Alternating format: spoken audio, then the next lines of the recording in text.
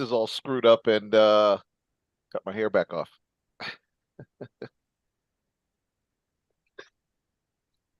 Hmm.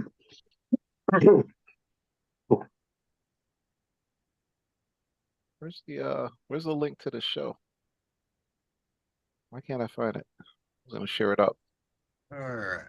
We are live on YouTube. You talking about Yeah. sharing the YouTube link, Mark? Yeah, Yeah, it's just Old World Paranormal Society. yeah, Here, What let up, me see if I YouTube? can yeah. copy share this link with you here. I already got Share. the thing up. There it is live. Never mind, I got it. What you're All You got right. seeing it? is the behind the scenes of before hitting the record button on the Old World Paranormal Podcast, episode 106. With our special guest, the man himself, the Blade. The blade. Like, No, we got Mark Bolden on here tonight. So we're about to hit record here on our session. hmm, Welcome, sit back, grab some popcorn, get a cocktail. couple blood. Sean will be paying attention to your comments. Load up your special bullets. The special bullets. Yep. Yeah, yeah. I just now got that. I'm slow. Yeah, that's for sure. So, all right, guys, are we ready to hit record My, and get my going? name is Nick Carmoni. What? You heard my English.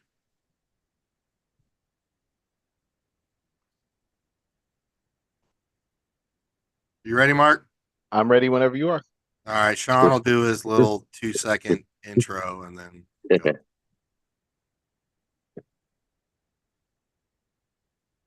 Welcome back one more time to the Old World Paranormal Podcast, episode 106.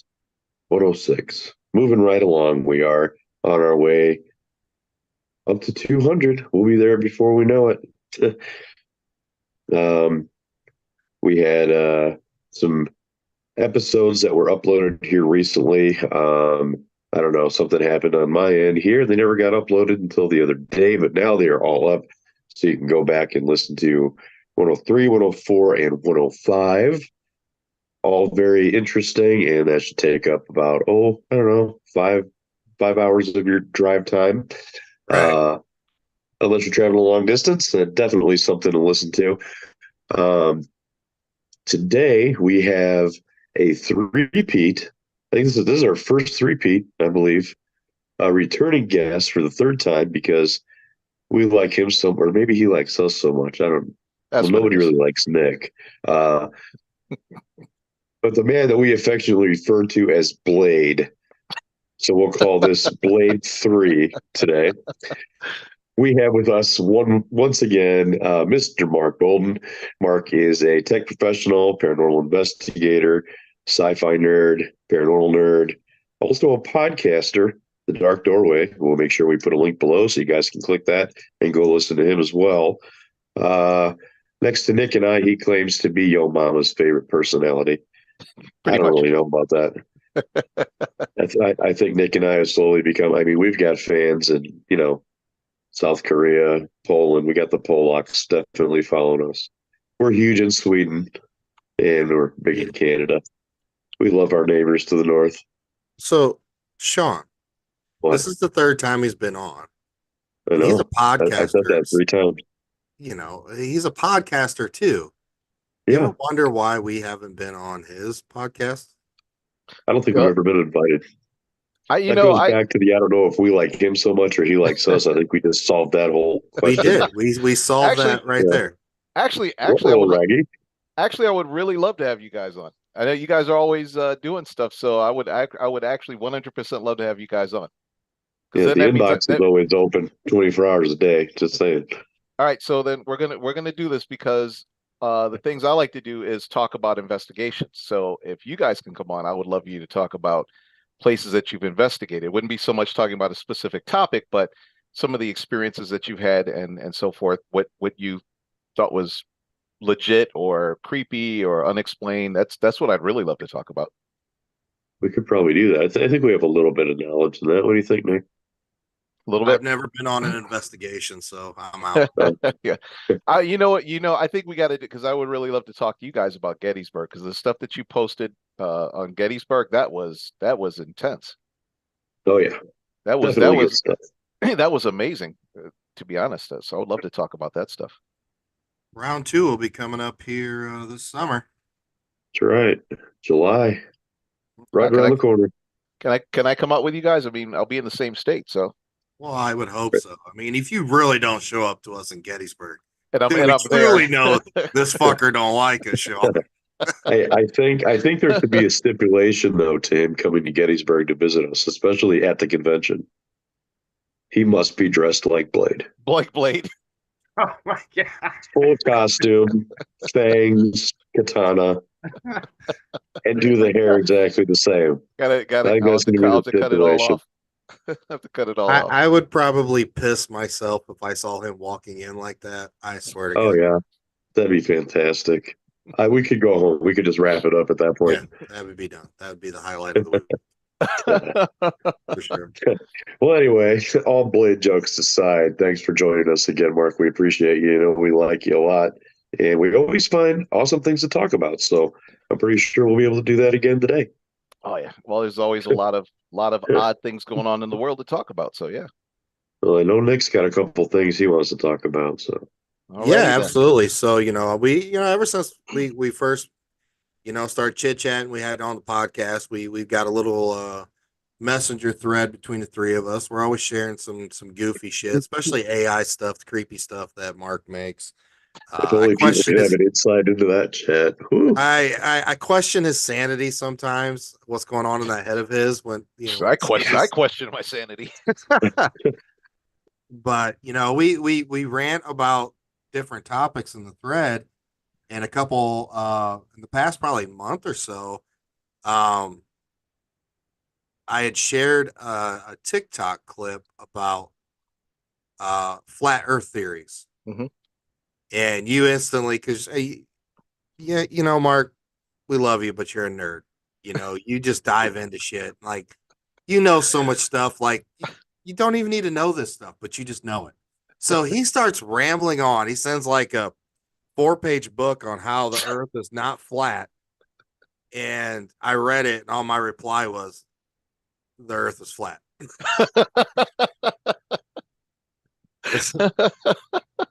So, there are a lot of theories out there of the flat. I mean, there's Yeah. people that, I mean, they go into it in depth, and they have good theories. They good, stuff like that. But I mean, what, I don't know why, what is the point of lying about the earth being round and having an ice wall around us? I know there's some old maps that you can see from hundreds and hundreds of years ago, being, there's an ice wall in a specific part of the earth, and on the other side of the earth is, and actually almost like another planet of continents that, we just don't interact with. And, a lot of it has to do with Antarctica and Hmm. why it's so secretive and stuff like that. So, I chuckle at it, but sometimes I read them and I'm like, okay, this sounds like a decent theory. So I'll share it to Mark and Sean, and Mark will politely tell me that, I'm just a flat out idiot. And I'm like, okay, yeah, I know. But No, I don't think that. Listen, I don't think that at all. I guess with me, yeah, I am a bit of a science nerd, right? My background is, even though I've been in IT almost for 3 decades, but before that I started out in working for Union Carbide, and I've always been um, a nutcase when it comes to science and physics and now astrophysics and things like that. And I've always said to myself, when I retire, like how people get another degree. When I retire, I'm going to go back and see if I can get a physics degree. So I've always been fascinated by that. But the there's always, I can see why people would think the Earth is flat, right? So it's not like I'm looking at these things and saying, oh, that's just crazy. I can see why people would think that. But usually, like from going back to Aristotle, there's been some pretty decent evidence even before they could fly into space and actually see that the Earth was round. There's been a lot of evidence, and the other thing too is, you gotta, for me, I look at everything from all, when I was a kid, I wanted to be an astronaut. I looked at all the rocket launches. I look at the Earth from space, from whether it's from ISS. I mean, as a matter of fact, even if I look right now, let's see. Mhm. Yeah, there it is. That's the ISS live feed right now. And the cool thing is you can watch it and you'll see the sun come up as it circles the Earth. And it's a pretty amazing thing to see. And then you can also go back and say, well, about these kids that take a weather balloon and they'll strap a GoPro to a weather balloon, and you can clearly see the curvature of the Earth from a GoPro because it goes into the troposphere. And then, the Red Bull, and I'm just kind of going off just generic stuff that you see. The Red Bull, where they did the world's highest free fall. Where he did the parachute jump from the upper atmosphere. So there's just a lot of visual evidence, not even seeing scientific evidence, just visual evidence that the Earth is round. I mean, we've seen it, we've done it, and to go back and say, well, school kids are part of the conspiracy theory. This eighth grade class has sent a GoPro up; they're all part of it. To me, it seems a little improbable. And then on top of that, when you talk about the scientific evidence, once you get an object in the vacuum of space, anything above 400 kilometers, its mass alone will cause gravity to immediately start compressing it into a sphere, which is one of the reasons why when you look at Pluto and they said Pluto, they demoted Pluto to a dwarf planet, right?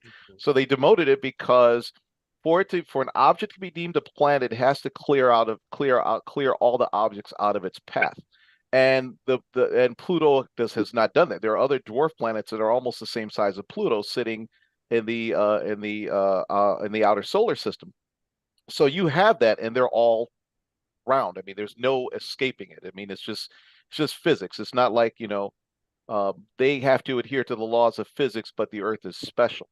And then the other thing is, well, why does gravity exist? We know that gravity exists because of we haven't figured out exactly what gravity is, but we do know well, Einstein actually figured out what caused it, which was the warping of space-time. And you kind of get the whole thing like if you had a flat sheet and you put something heavy in the middle of it and you rolled a ball bearing, it kind of does this type of thing. It follows the path of least resistance, right? And you can kind of see it when objects get pulled into a black hole or something spiral, like you have Phobos, like you have the Mars has two moons and Phobos is on a death spiral. So you kind of see these things there. So there's a lot of evidence. Oh, and then here's some visual evidence too. Like for example, even in Florida, right? Like you could look at like faraway objects like a ship, and you could see the ship out on the ocean, but you don't see the bottom of the ship. You see the ship halfway up as it sails further and further away. And the reason why is because it's following the curvature. You can see the top of it still, but eventually it disappears. They say something disappears over the horizon. In a flat Earth scenario, nothing would be able to disappear over the horizon. It would just be flat. As a matter of fact, you could actually stand on the South Street seaport. You'd be able to see London if the Earth was flat. I mean, literally, it would be tiny, but you'd be able to see London. It's Right. not that far away. So there's a lot of reasons to go back and think. Now, mind you, like I said, people put up a good argument. I could see why people would think that, but for me, I call these things immutable truths, and immutable truths are things that are, the Earth is round. A stove, lava is hot. It's an immutable truth. So you can't go back and say, well, lava it's red and it's burning and it appears to be molten rock, but it's not really. It may not be hot. No, it's hot.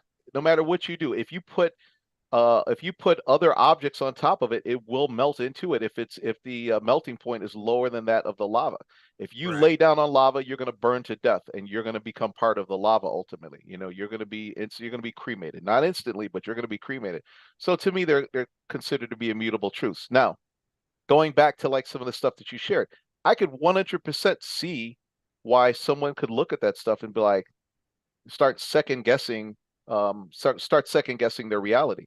And you Right. know what? It would be funny for me, like, if I got a chance to go up on, like Virgin Galactic ship, because they're the only ones that are really focused on space tourism. They've done like the third launch. And then you even had like Michael Strahan that went up on Blue Origin. They saw the Earth, and another thing you'd have to go back and say, Michael Strahan of the Today Show is part of the conspiracy to trick people into thinking that the Earth is flat and there's a firmament and then there's an ice Right. wall. And I guess how they account for gravity too is they say that the Earth The rate of gravitational acceleration is 9.81 meters per second squared. So they're saying that the Earth is moving upward. This disk is moving upward at exactly that speed, and that's what gives you the illusion of gravity. So that's kind of what it is there. So, like I said, I could see why people would think that. I just think that we're kind of past that point because even like I said, even when Aristotle did it, you're talking like 384 something BC, and they noticed things that when they went to like Egypt, they noticed that there were oh, I remember what it was. They looked at the constant like the location of the constellations. So when the Greeks went to Egypt, they looked at the location of the constellations, and the locations had changed, which wouldn't happen in a flat Earth scenario, and even an eclipse, when you have a lunar eclipse, or wait, lunar eclipse, solar eclipse, right? The shadow of the moon, when it traverses the Earth, you wouldn't get a circle if you wouldn't get a circle if that were the case. Like, you would get the oblong type dealy, and we end up with Right. a circle. So like I said, there's a lot of reasons to Not go if the back. Earth is on its side. If it was at its side, but we're Well, talking I like mean, a total eclipse. that's one thing they do talk about, being flat and with a firmament is how every night, like, those constellations there, this star is here, this star is there, blah blah blah. Yeah, You know, the other one they come up with is when they go as far as saying they're faking these rocket launches because the yeah. rocket doesn't go straight up. It kind of goes up, at it goes up, but then it goes an angle. But eventually, you see it on its side. It arcs. It has to, You because know, they're doing an orbital insertion. So when something is in orbit, you have the Earth as a globe. So something is in orbit. So the way orbit works is it moves and it falls and it moves and it falls, and it just does this perpetually all the way around. So they have to launch, and it has to launch at an angle to get orbital insertion, and then the booster rockets fall away. They go back to Earth, and then the object continues around and keeps going around. So that's literally how. And that's actually, the funny thing is, that's actually, you can see it not just with the Earth with satellites, but you can see it when we launch probes to the moon, we launch probes to Mars, Jupiter, Mercury, Venus. We've actually landed on Venus and on Venus, but not Mercury. Not Mercury, I don't think, but Venus. So that's kind of what they do. It's an orbital insertion. And then also what they do too is, I think it was the one of the Voyager rockets. So like, it was pretty funny. Like, Voyager, it's the only interstellar craft that we have that made it right? outside of it made it into interstellar space. But at one point, what they did was it actually came back to the Earth and then used the Earth's gravity to slingshot it around to get around. It might have been either I'm pretty sure it was Voyager when it took those pictures of Jupiter. So like I said, that's why you have that. That's why it shoots up at an arc. It has to. If it's shot straight up, it's not going to achieve orbit. It's just going to fall back down ultimately. And that's why you have that. That's why it launches at an arc. It literally has to. Otherwise, it's going to come right back down. And like I said, the same thing with the ISS. Like I said, with that image, the image I shared, this is actually, like I said, there's a live feed. Oh, and this funny thing, this is the ISS, so it's over the North Atlantic Ocean, right? But Okay. if you could see to the upper right, that's actually the sun. And as it orbits the Earth, you're going to see the sun come up. You can see this insanely bright glare shortly, because I forgot how many times it circles the Earth, but you're going to see this insanely bright glare, and it was pretty interesting because I saw no part of the image before, and you can see the aurora borealis, which was like gorgeous. But yeah, What makes that thin line?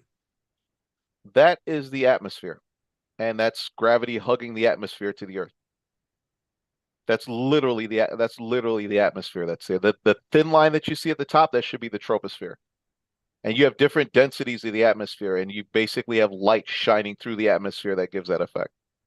So it's actually, dude, honestly, I think that this is some of the most beautiful. These are some of the most beautiful images when I see these things. It's just amazing to see. I think it's coming around. You're going to see the sun when it comes up. I'll put it up.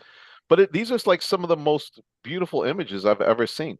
You know, Yeah. it's really cool when you see that stuff. And I've always been a space nerd. I've always wanted, to this day. I mean, when I was a kid, I wanted to be an astronaut, right? And to this day, I'm like, now that they're doing space tourism, It's going to be like when Wilbur and Orville Wright when when they did the first powered Do flight. they actually go out of beyond the atmosphere of the Earth, where you're It's in actually in space? you're in space, but it's very, very low Earth orbit. So you're not as high as satellites. You're definitely not as high as the ISS. You're just high enough to get to circle the Earth and get the zero G effect.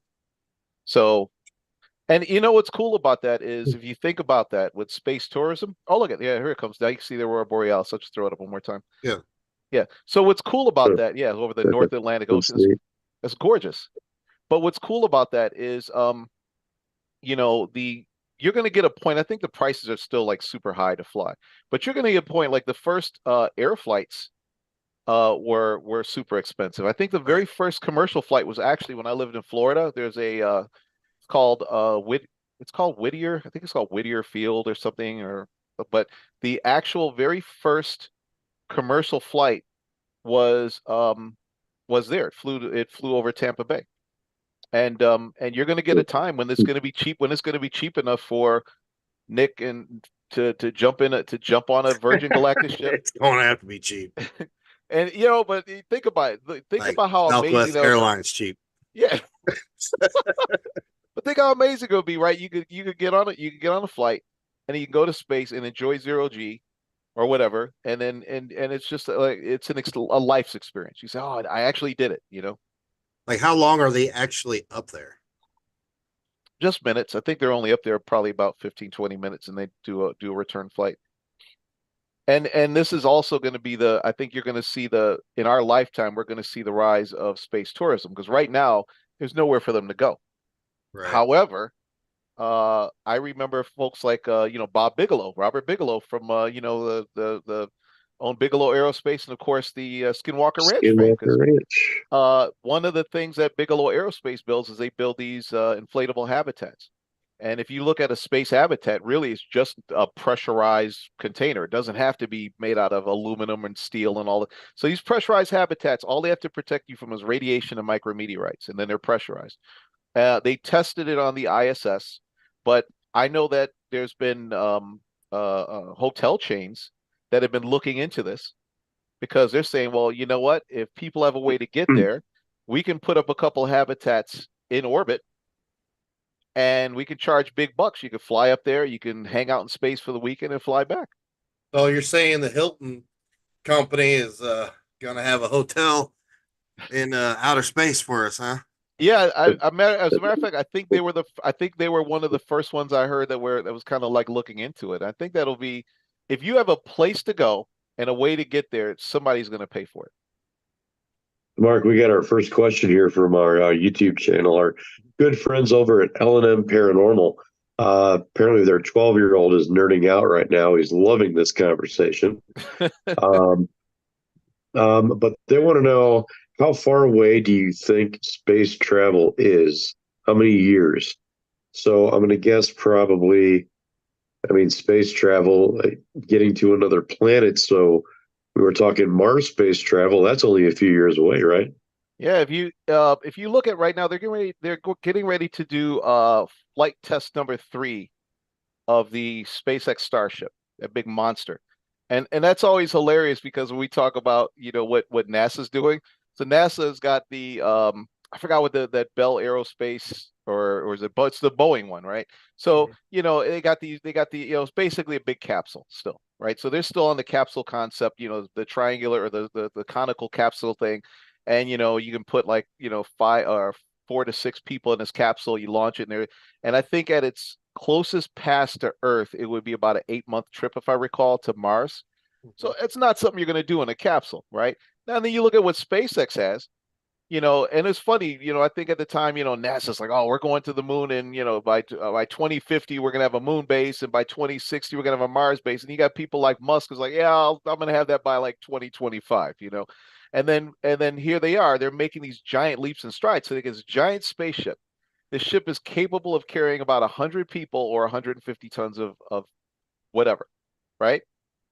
They're this close to being successful, and they have a different methodology than NASA does. Like NASA will They'll test everything to death, and then they'll finally do a flight after years and years of testing and blah blah blah.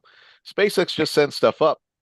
Then they let it fail. They gather the data and see why did it fail, and they correct it. And that's one of the reasons why now they send these Dragon capsules to and from the ISS. They send supplies up. They send satellites up. These Starlink satellites are launching like crazy.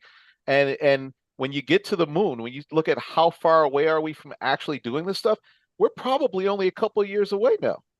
I mean, literally, it sounds fantastic to think that we're only and the only thing that makes the moon hazardous, and this kind of goes into Nick. I think I know where we're going with this when we said talking about the moon earlier, because the hollow moon theory, right?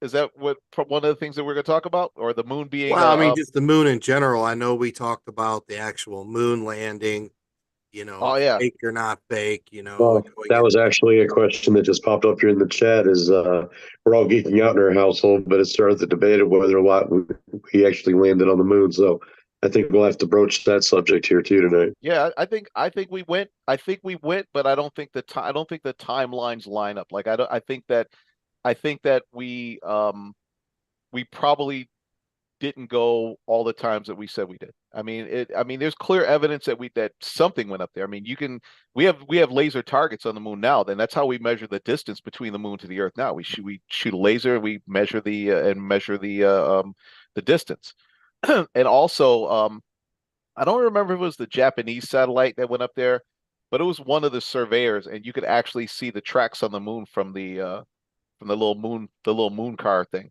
I do think What it's high. What's that? in some country, like within the last month, finally make it or land or something? Yeah, India actually set one up, but it kind of toppled. I think it was the Indian one. It toppled over when it landed. And but it did survive to take a couple of brief photos. But when it toppled over, the solar panels were not in the right position, so ultimately it just died because it couldn't recharge its battery, its cells. But yeah, it. So whether there's definitely tire tracks up there. There's definitely remnants that we went up there. Now when we start talking about conspiracy theories, do I think that we went up there and somebody told us to not come back? Yeah, I do think that. I think that there's a lot more to the moon than we're thinking, because the moon doesn't really, our moon is wildly different from other moons around the solar system. Its size in propor it's just its size in comparison to the Earth is pretty odd. And there's always been a theory that they had the one theory that this planet named Theia hit the planet Earth, and then and then you had the all of the debris that coalesced into the moon, and that's why you have the moon. And that and a large part of that theory is actually based on the fact that the moon rocks that we brought back seemed a lot like Earth rocks. Right. And then you could easily go back and say, well, they were probably seeming a lot like Earth rocks because they were Earth rocks. You could easily go Man, that back and shit say was that out in too. Nevada. These You are could fucking Nevada rocks. Yeah, you could go back. Oh, Stanley Kubrick staged the whole thing. So there's a lot of reasons why you could think the opposite. But the and then the what is it, the captured moon is also a theory too, that there was probably this rogue object that fell into Earth's gravity and just fell into orbit, and then that's why it's there. I mean, the moon is actually moving away from the Earth gradually. It's very slow, but it's going to be like millions of years. There's not going to be a moon in the sky. But then there's also a theory, which is that the moon was brought here, and the moon is basically a way station.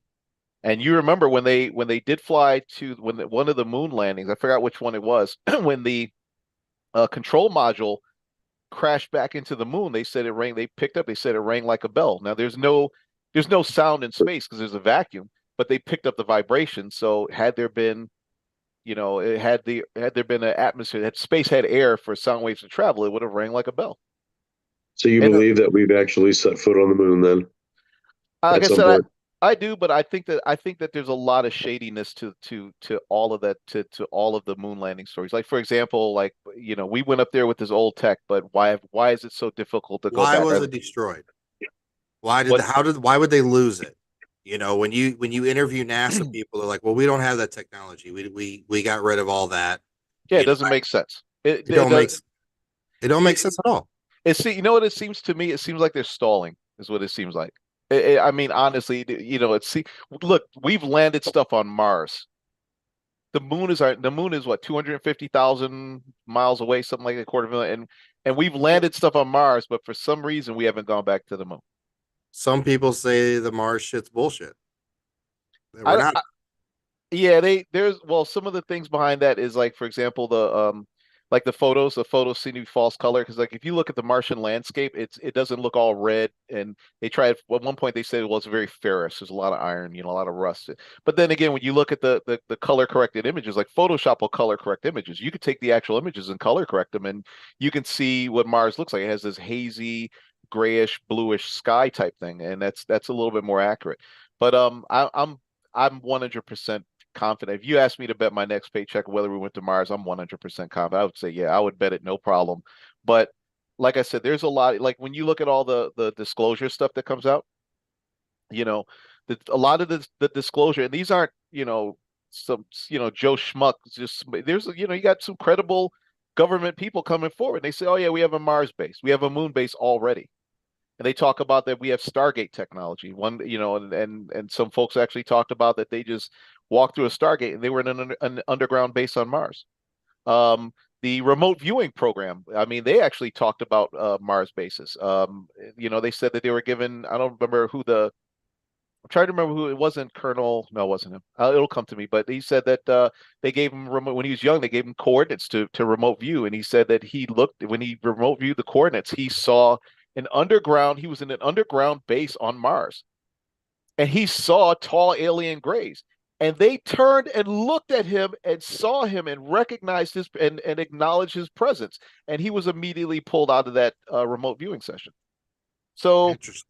so maybe we've gone, but maybe we've been selective about where we landed. Maybe there's certain reasons why we don't go into certain areas, or why we haven't gone back to the moon. And that's my that's my personal thought, is that that we did go. Maybe we found something. Maybe we were told. You've heard that, probably heard it before. We were told not to come back because Yeah. it's very odd to me that our nearest neighbor, we it seems so like such a huge task to go back. Right. Like we're putting shit on other planets, that's so Hmm. far away, and the moon is right here, but we're struggling to go back to the moon. So Yeah. what if, okay, so let's talk about this. What if we actually did, but it's so fucked up what we found there that they faked what they watched in 1969 on TV? Oh, I'm 100. I'm with you on that. I think that that's extremely plausible. Think about it. They had HD video, high definition video feed, but they would not let any of the media outlets tap directly into their feed. They would only put up big screens, and they had to focus their cameras on these big screens, right? Um, when there were communications that were immediately blacked out. They went to I guess they call what they called like the medical channel or whatever, right? But there were shortwave radio operators that picked up some of these communications. Couple even managed to record part of the conversation when they said that, oh, we have a bogey, or they said they're watching us from the crater. A couple of them said they're lined up like a parking lot. Who are they? Right now when you look at the moon, we have something which is called what's it called? Transient lunar phenomena, I think it's called, where you'll pick up lights inside of craters. Some of those craters are bottomless. They can't even find the bottom to some of those craters. Really They don't know how deep they are. Yeah. interesting. I didn't know that. And you're talking about, craters that would have been made by like a meteor strike or something like that on the surface of the moon, because there's no atmosphere. Some of those craters don't have bottoms to them. Well, none Hmm. that they So can Mark, see. oh, sorry. Yeah. Yet another question here on YouTube. And this is a great question because I think we're talking about Mars here, and there's going to be nuclear weapons and stuff like that. But this is from a 12-year-old. Do you think that terraforming Mars is possible? Wouldn't that kind of have to happen in order for us to inhabit that planet? Yeah, and science has already acknowledged the fact that we can terraform Mars. Do you know what that However, is, Nick? yeah, Obviously, I'll this 12-year-old is a lot smarter than I am. So no. so I'll explain it real quick. So for example, we know that the Martian atmosphere is like mostly, carbon dioxide, right? So the thought behind it is that if you have plants, for example, that we know bring take in carbon dioxide and put out oxygen, then the goal is that why can't we just start putting plant life in? Well, there's always a whole issue with the ground. It's more than just planting them. They need water, they need the soil with nutrients, things like that. So the whole goal is there a way that we can take in the Martian atmosphere, either through mechanically or through or organically, and slowly convert it to oxygen to make it breathable? Well, Mars is a little bit smaller than our moon, if I remember correctly. A little bit smaller than our moon, they're close to the same size. But the problem is that it would take a very long time to terraform Mars. It can be done. We know theoretically it can be done, but it would take a very long time. So if you were going to start that process, you would have to get a colony. They'd have to start the process, first learn how to do it, to come up with the best way to do it. And people would have to live on Mars for a very long time. And the whole goal is that possibly, 20 generations down the line, people would either be able to walk outside. And it may not be exactly like Earth's atmosphere, but you got people, they adapt to the atmosphere, they got a little bit more oxygen, it's not all carbon dioxide, and they can ultimately walk out of those habitats and actually interact on the Martian surface. So that's actually a good question. And I know that, like I said, people have looked into that. And the whole goal is, like, what they say, future generations. Well, I think whatever humans we send there and you start to colonize that, the generations, that next generation and the next generation, I think our bodies, I think, would probably start to adapt, maybe. Yeah, that's what I'm thinking too. It wouldn't be exactly like Earth's atmosphere, but you would have people that would, they would, what do? We evolve based on our It's gonna be environments. like Total Recall. Your eyes pop all out like Arnold. Yeah. Can't get that part going. Lady Yeah, with three boobs. get the lady with the three boobs. Hey, you know, But I mean, Look, theoretically, didn't the Earth kind of do that itself? I mean, we've adapted to our environment. It's if you think about how our bodies are now, right? I mean, we take in a lot of preservatives, chemicals, we use pesticides on the things that we eat, and we're not dropping like flies. As a matter of fact, we're living longer than we've ever lived. And people, it kills me because I know there's a lot of people out there that would probably debate this one. They're like, oh, you got to switch to all organic, stop taking in processed foods, processed sugars, this and that. And the funny thing is, we've adapted quite nicely. We do live longer. Look, we all ate organic at one time, and we all died at like age 30 or 40. We had big families because not all the kids survived. Right. But I'm not saying that it's good for you, because it's clearly not. But our bodies have adapted to it, and that's what life does. We adapt to things. So it's I don't know if, like, reversing the process, if that's such a good thing, because I know, I know people that, they do nothing but superfoods and all organic. It seems like they're sick a lot. Very unhappy people.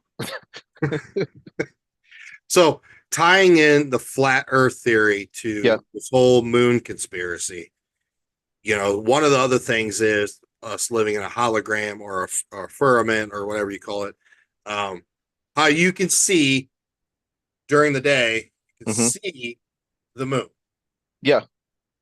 but then at some point the sun is going down, and then you see the moon come up, especially on certain times. It's bigger and it look, Yeah. blood Yeah. moons, orange moon, blue moons, right moon, whatever the fuck, sunset harvest moons, Sean's moons. And then you don't see it, like, you know what I'm saying?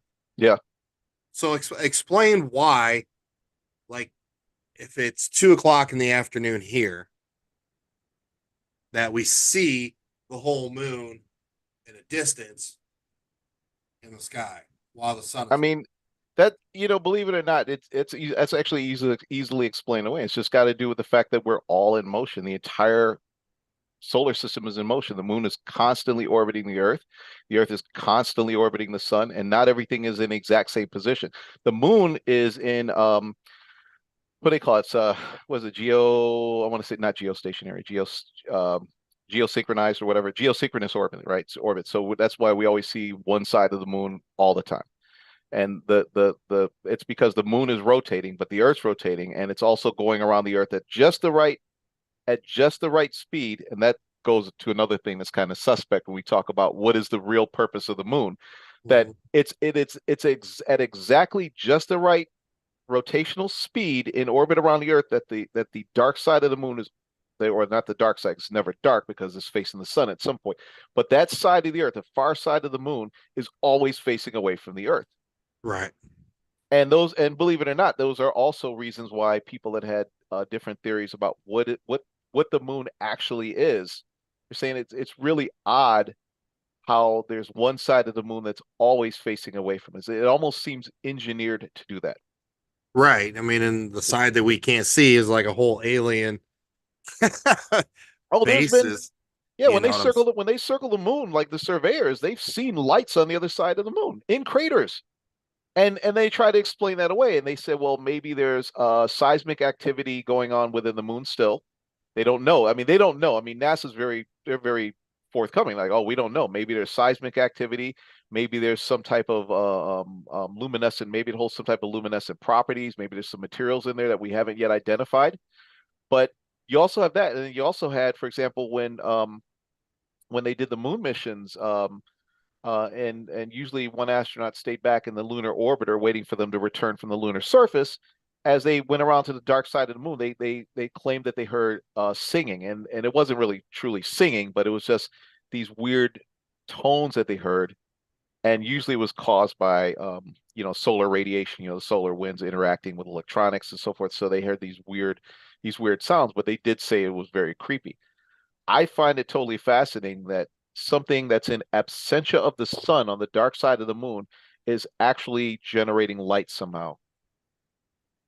That literally is it's an impossibility based on our current knowledge of the moon. So maybe there's an unknown factor component that we don't know about. Maybe there is some type of geological events taking place, but maybe there's something there. So Maybe there, you just mentioned the solar wind. yeah, You know, when you look at the video of the moon landing, and Armstrong or whoever puts the flag in the moon, yeah, you see part of the flag move. moving. Yeah, that's funny. They actually addressed, believe it or not, they addressed that on Mythbusters. But they're not the first ones to address it, mainly because in space, you're in the vacuum of space. So once you set something in motion, unless there's something to give an Stop. opposite reaction. So basically the flag, you have the stick, the pole, the flag pole, and then the flag, since there's no wind or anything, the flag would have just kind of been there in the same position. So they actually had like almost like the equivalent of like a T-bar, like an L shape, Mhm. and then that's how they gave the flag that got it to display. So if you think about it, and like I said, they did this on MythBusters. It kind of did the whole thing. But if you think about it, you put this thing in there and you sit it down, yeah, you're going to get some motion, and it could easily be misconstrued. And the whole thing behind that is they said, well, it's a soundstage. Kubrick set it up, and it's the cooling, the HVAC system that actually made the flag move. Um, it was a very weird, rigid movement to be an HVAC system. You know what I mean? It's Yeah, kind yeah. of It wasn't the whole flag. It was just like the upper right hand side. It was like the corner of it, just kind of like folded. yeah. It came up and then it folded again or something. But my thought process is, and you kind of hit on that, is let's say a satellite explodes Hmm. in space, like all those particles that boom come off of it, and let's say they explode, they go away. Like that particle or that piece of metal is going to be flying at that speed indefinitely. Yeah. Yeah. Unless something interacts with, unless like it gets caught in the gravitational pull of another object. And we also know too that because they did some experiments in the I forgot how this was actually discovered accidentally, but they did notice that because things have mass, even if it's something tiny, they did the experiment with the grains of salt, and they noticed that over time the grains of salt all came together and clumped. Okay, so we do know that even the smaller objects will do like larger objects. Eventually, they'll draw together, right? Um, but yeah, things will keep moving. That's why I say about that's the point I was bringing up. Things will just keep moving unless there's something to interact with it. So it's a So matter of so if we had 10 cannons in a row, Yeah. and we shot those 10 cannon or shot something out of these cannons all in a line, same time, coming out same speed, you're Yeah. saying eventually they're going to move enough to come together? So yeah, supposedly if they go indefinitely at the exact same, if there was 10 cannonballs and they're moving indefinitely exactly the same speed, ultimately you're going to get this. They're going to still move in this way, but ultimately they are going to their mass alone is going to draw them together because we know that mass what has gravity, right? Right, Gravity and right. mass are so ultimately they are going to come together. And the interesting thing is when they launch, when you fire those cannons, the funny thing is if those cannons aren't anchored to anything, the cannons are going to move in the opposite Yeah, they're direction. going to go down. So you're going to have like 10 cannon bodies shooting this way and 10 cannonballs shooting this way. There was it was funny. There was an interesting thought experiment, and I always found this fascinating. So the thought experiment was this, right? Imagine being in a spacesuit, right? And you're in space right now. There's no stars within any visible range. So it's Mhm. all black. So you have no points of reference, right? And you're in space and you're got your little thing. You seem to be moving along, right?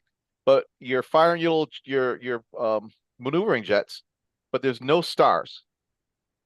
So you really can't tell if you're moving or not because we detect motion by looking at our movements in relation to other objects or one object into relation to another. So off in the distance you see a dot. A dot gets bigger, bigger, bigger, and all of a sudden as it gets bigger, you look and it's me and I'm in a spacesuit and I'm like puttering along and I see you, I wave at you and I go past you and you go past me. The question is, are you the one that's moving or am I the one that's moving? There's no points of reference. And that So I don't know if you're moving or not, or if I'm just coming. I don't know if you're just stationary and and you're I'm moving passing me towards you, or I'm stationary and you're and I'm moving. moving. There's no points of reference. Yeah, and that's those are when we look at how we relate to other objects. I mean, those are like interesting thought experiments. You could say, well, I mean, if you have nothing to if you have nothing to no points of reference, are you truly moving or am I the one that's moving? Are we both moving at the same time? I, okay, so if I go out in the country right now, clear skies at night, I'm gonna see a gazillion stars. Yeah. I'm gonna see Mars or whatever planet that we normally see, blah blah blah. What is it? I don't even know. I'm not a space nerd. Uh, so I'm sitting here down here on Earth, but you're saying that if I'm on International Space Station and I come off the space station to go do something, it's just black. You don't see those stars. Oh no, you do see those stars. You see the stars. Okay. Okay. You know what's so funny? One of the things that came up was the another thing about the moon landing. They said, well, how come in the photographs you don't see any stars? Right? And there's a reason why. It's because if you ever look at the moon at night, you see how bright the moon is. As a matter of fact, you know the in antiquity they used the moon to light up the night for them when they moved around in the darkness because the sunlight is reflecting that much sunlight. Now imagine being on the surface of the moon, right? How bright the surface of the moon is. It's highly reflective. So in order to take the photos with those Hasselblads, with those cameras, they had to really close that aperture up to block out the sunlight. Otherwise, they would have had an unusable image. So by the time that they closed the aperture up on those lenses enough to get a usable image, it wasn't enough to let the light from the stars in. And people said, oh well, how come they took pictures on the moon? You can see no stars. That's easily repeatable. Why? Now, if you want to look at some valid things, because those are kind of like, that's easy. It's easy to explain it. I'll give you something that always blew my mind. If you look at some of the photos of the moon landers in some of the missions, you look at the legs of the moon lander. They have this gold foil that they use to protect the moon lander legs, right? Huh? You see two things that are weird. One, you don't see a blast crater because they have a big rocket underneath it. They have to fire to slow its descent to the moon to the lunar surface. You don't see a blast crater and the lunar surface is pretty much like the consistency of like baby powder, right? It's really, really fine surface. Some of those How do landing you know pads that? are completely clean. Well, you could just look at just when they walk around the moon. So let's say for the sake of argument, it's a But sound but station. what if okay, they're descending down, Yep. controlling with a rocket, but 200 yards before they hit the bottom, they kill that. They just And see, that's the argument against that one is the fact that since the moon doesn't have any gravity, it's not like the Earth where they have to fire up this massive rocket to kind of slow its descent. I shouldn't say it doesn't have any gravity. Its gravity is extremely low. It's got gravity, but it's just very low. So they don't have to fire. They don't need a massive amount of thrust to slow its descent to land on the moon. So that's the counter argument. So therefore, you wouldn't have this this massive blast crater underneath the lander when it lands. I did find it odd that in some of the photos, those landing pads with the gold foil were squeaky clean. You didn't see any dust on them. There wasn't any like it would seem to me that there would be some dust or dirt, something on it from this rocket from this lander coming down. well, that's the other question. Once it hits, okay, even if it just floated down, let's Yeah. say it floated down. There's no rocket. It hits the surface of the moon. Hmm. There would have to be, I would think, something that you dispersed a little bit of dust, and that dust would just sit there You would have it would at a because there's minimum. no gravity to bring it back down. No, there's gravity, but it's just very low gravity. But you're right. There should have been. It seems like there should have been some material that's displaced, and it should have been something that was on those landing pads. They were a little too clean, and for and it seemed a little odd. And those are some. And then you see other ones where they're covered in filth, moving around the moon. They brought back their spacesuits, and they were just dirty as heck. And they brought back moon rocks, and the equipment was dirty. So the question is, did every mission go to the moon? Did they go there and someone told them not to come back? And did they fake some of the missions and the other ones they did not? So yeah, I, because you see them walking, and they kind of like it's almost like a little bit of a hop, yeah, you know. yeah. So I mean, I guess there would have to be a little bit of gravity because if not, they take the step up. They would just How keep are you going going to up. get yourself to come back down? Yeah, there's definitely gravity, but it's very low gravity. And then the other thing too is that they say, well, if you look at how they're walking, it's just a slowed down video. But then again, if you try to mimic that in one of those spacesuits, it's almost impossible. Even if, like, say you did it on Earth, you wore one of those spacesuits, right? And then you just went down the street on Earth gravity because the theory is that they did it somewhere in a soundstage, right? So you try to do that gait that they did, right? And then slow down the video, it's not going to look anything like that. You know what I mean? It's it's clear that they are in an environment with low gravity. So, like I said, I question when they went, what the timelines were, what they did when they were up there. Maybe it's just there's too many odd things about the moon missions that did we go? I think 100% we went. Did things play out the way they said they did? I doubt that. I think we went there. I think there was something there. I think there was somebody there. I think we were told not to come back. I Yeah. think I seriously think we were told not to come back. And it's just so odd. Like I said, the biggest question in all this is we went there with old technology. And then now it seems like they're over engineering everything. And the whole reason they say is because they want this mission to be a purposeful mission. We want it to be the start of a moon base. So we got to be very deliberate in what our planning and intentions are, right? Why hasn't Elon just put something on the moon? Well, he's about to. That's what that No, that I mean just not even a person.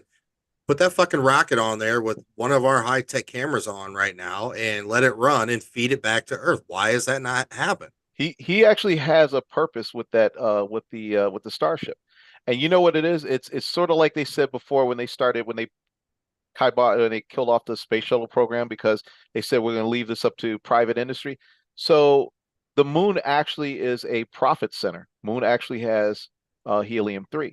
The moon doesn't have an atmosphere. So when that helium-3 comes off the sun, off the solar winds, it collects on the moon. Whoever can get to the moon and bring back significant amounts of helium-3 is going to be, I was going to say rich, but they're going to be richer. So he actually has a ship that's capable of carrying 100 tons of cargo. So yeah, he has something that can go there and bring back significant amounts of helium-3. And it's so funny because they talk about a moon base. They know that one of the biggest things we need in a moon base is what? We need protection from the radiation. So they already figured out, well, it's better if we build a moon base underground, maybe inside of a crater. So what is Elon what is one of Musk's companies? He's got the boring company. They're digging tunnels for the Hyperloop in Europe and here, right? And then he has the Hyperloop, this high speed maglev low vacuum or zero vacuum or full vacuum transport tube, right? And then he's got Tesla. So they got the battery tech, they got the vehicle tech. They've got what is it that I forgot the name of that company is makes the flamethrowers, but basically it seems like he kind of reminds me of Ford.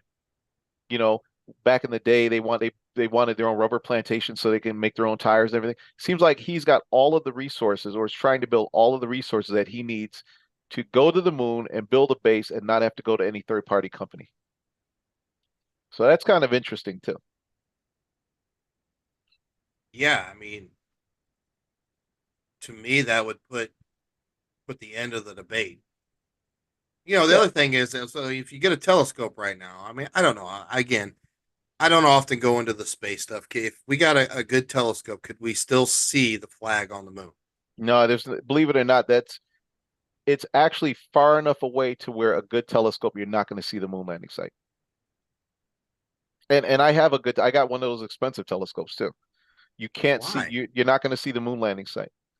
Why? And the flag is It's kind of decayed too by this point in time. Has it not like faded away?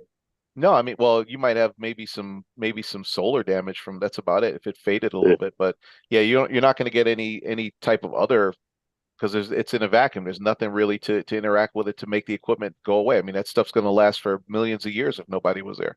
But the um the interesting thing is like if you it's sort of like this. If you took binoculars, right? And you're out in the woods and you took binoculars, you might look at something 300 feet away. It looks you can see it perfectly. You can see a bird's nest. You can even see the birds inside, the baby birds inside. But then you start looking at something that's a mile away and you can't get any, so you can see the object, but you can't get any significant detail. And that's what we're looking at with the moon and with a lot of the But we telescopes have that we those have. huge telescopes that can see these galaxies that are gazillion light years away. Those are actually radio telescopes that they use to do that stuff. So they're actually using radio telescopes to image these galaxies and everything. But you're not gonna to see that you're gonna need like an optical telescope, and that's part of the problem is you can't see. I think that like I said, they if you want to see it, like for example, they used like the lunar surveyors, and not just us. I think look at Japan. Japan was like one of the other first countries to do it, right? But they have like lunar surveyors, and you can actually, if you Google it, you'll find images of the landing site that were taken by satellites orbiting the moon. But if you just try to take a telescope and look at it, yeah, good luck with that one. But what The about radio, off? What about off ISS? Yeah, they're not going to do it. You think about it. If you ever watched what these astrophysicists do, what they got to go through to get telescope time. So let's say for example you were just looking at one of the oldest ones, Mount Palomar Observatory, right? Okay. Be because those resources are expensive to use, they have to lease time on those telescopes. So usually what they have a research grant, there's something specific they're looking for to just go back and look at the landing site. That's more of a it's almost like a recreational thing. There's no scientific value to it, right? There's no research value to it. So basically, they're not going to go back and say, "All right, I'm going to pay money to redirect these big telescopes just to look at the site." So But they'll that would put an end it would. to the I debate, dude, I regardless if they faked what was on live TV and Nixon calls them from its office, blah blah blah. Regardless if that was fake, if you yeah, could get the telescope right now and look up there and you can see like tire track looking that thing, would that would be cool as heck. then you can end the debate. Like, how the fuck did it get there? Okay, maybe it wasn't us, maybe it was Japan, maybe it was Russia, but somebody from this fucking planet was up there. Yeah. And the funny thing is we have enough we have several adversaries in the world who are spacefaring now, and they would absolutely love to see us with egg on our face. To say, look, they said they went to the moon and they were never there. So you have other countries out there, like I said, like Japan, like China and stuff. They would love. China's got a space station now that's operational because they pulled away from the ISS. So you actually have company or countries out there that would love to show us up. So, truth be told, it's it always comes down to the mighty dollar, you know. So in order to redirect those telescopes, it costs money. You got to lose lease time, and who's going to pay for all that? Nobody want. They want to direct their money toward what they consider to be meaningful research, and that's not for them. But We're getting again, some pretty fantastic questions tonight from okay. from a 12-year-old here. Um, and I think I know the answer to the first part here, but it's what would NASA get about lying about the moon missions?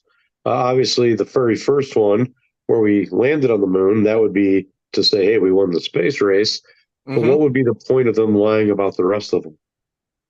That's a good question. I mean, we always try to we wanted to be the first of the moon. And you'd have to, that's a good question to ask yourself. Like, why would, if we went there, if we lied about it, okay, we already beat the Russians. So why have additional missions? Why continue on? We won, game over. So that's a good argument against the fact that that we, if you say we didn't really go, it's like, well, if we didn't really go, why hoax what was I forget it was like seven, I think it was missions total or something. So why keep hoaxing additional missions saying, oh, we went back and then we went back again, we went back.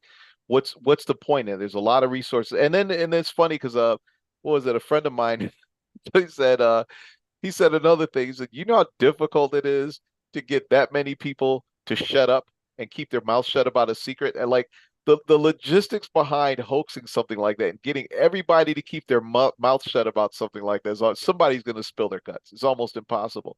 So those are the kind of the counter arguments against the whole we never went to the moon thing. It's like, yeah, well, if we did hoax it, they somehow got a whole bunch of people to keep their mouths shut. Look, there are people speaking up about Roswell now, and Kecksburg now. So it would almost be impossible to just keep a secret like that. It would be, I shouldn't say impossible, it would be very difficult. You get So, somebody be doing a deathbed confession, you know that. well, they finally come out and they're like, yeah, I mean, these UFO reports are real, blah, blah, blah, blah, blah. You know, what's next? I mean, the next 5 years, two presidencies or whatever, Yeah. do they finally come out and admit, yeah, hey, you know what? We did go there. Uh, these aliens or extraterrestrials are up there, and it's a moon base. Like, do you think we would really like flip out and buy all the toilet paper again and shit Nah. like that? That I mean, that's I the don't. I think society is just like, come on, Yeah, that's the old argument about if there's disclosure, there'll be social upheaval, there will be religious upheaval, blah, all these things. And the reality, I've always felt that it has nothing to do. It's got to do with the fact that if to admit that we knew that these things existed, it would mean that we would have to admit that we had access to technology and resources that would have changed the face of the planet and how we live and how life as we know it would just be totally altered. And a few people that had access to this stuff kept their mouths shut, didn't share it with the world. And right? I think that's really what it's about. Are we using it for military purposes? Are we using it for technological gain? Or or did whoever the owners of this exotic tech was instruct us to keep our mouths shut or it'd be very bad for us? I don't know. I don't know. I mean, I'm a firm believer that at some point, call them Anunnakis or whoever, Hmm. came and altered what we were Oh to yeah. what we are now. Oh yeah, but I'm with One you on hundred that. percent. I think we were genetically altered. Our DNA was altered into what we are now. So why would it be so far fetched that they're returning? You know, it could be the 1940s, 50s, 60s time range from Yeah. where they come from. It might not be till 2040, 2050, 2060 that they comes back and it's like hotbed express again. We don't Yeah. know exactly where they're coming from and how long it takes. Yeah, But maybe. this also begs another question. You know, the cryptids, using ley lines or portals or whatever to. That's why we can't find them. Are they real? You know, Before the podcast, you guys were talking about a case Hmm. of some people. And I'm like, what case are you talking about? Because I live in a bubble called I don't pay attention to nothing.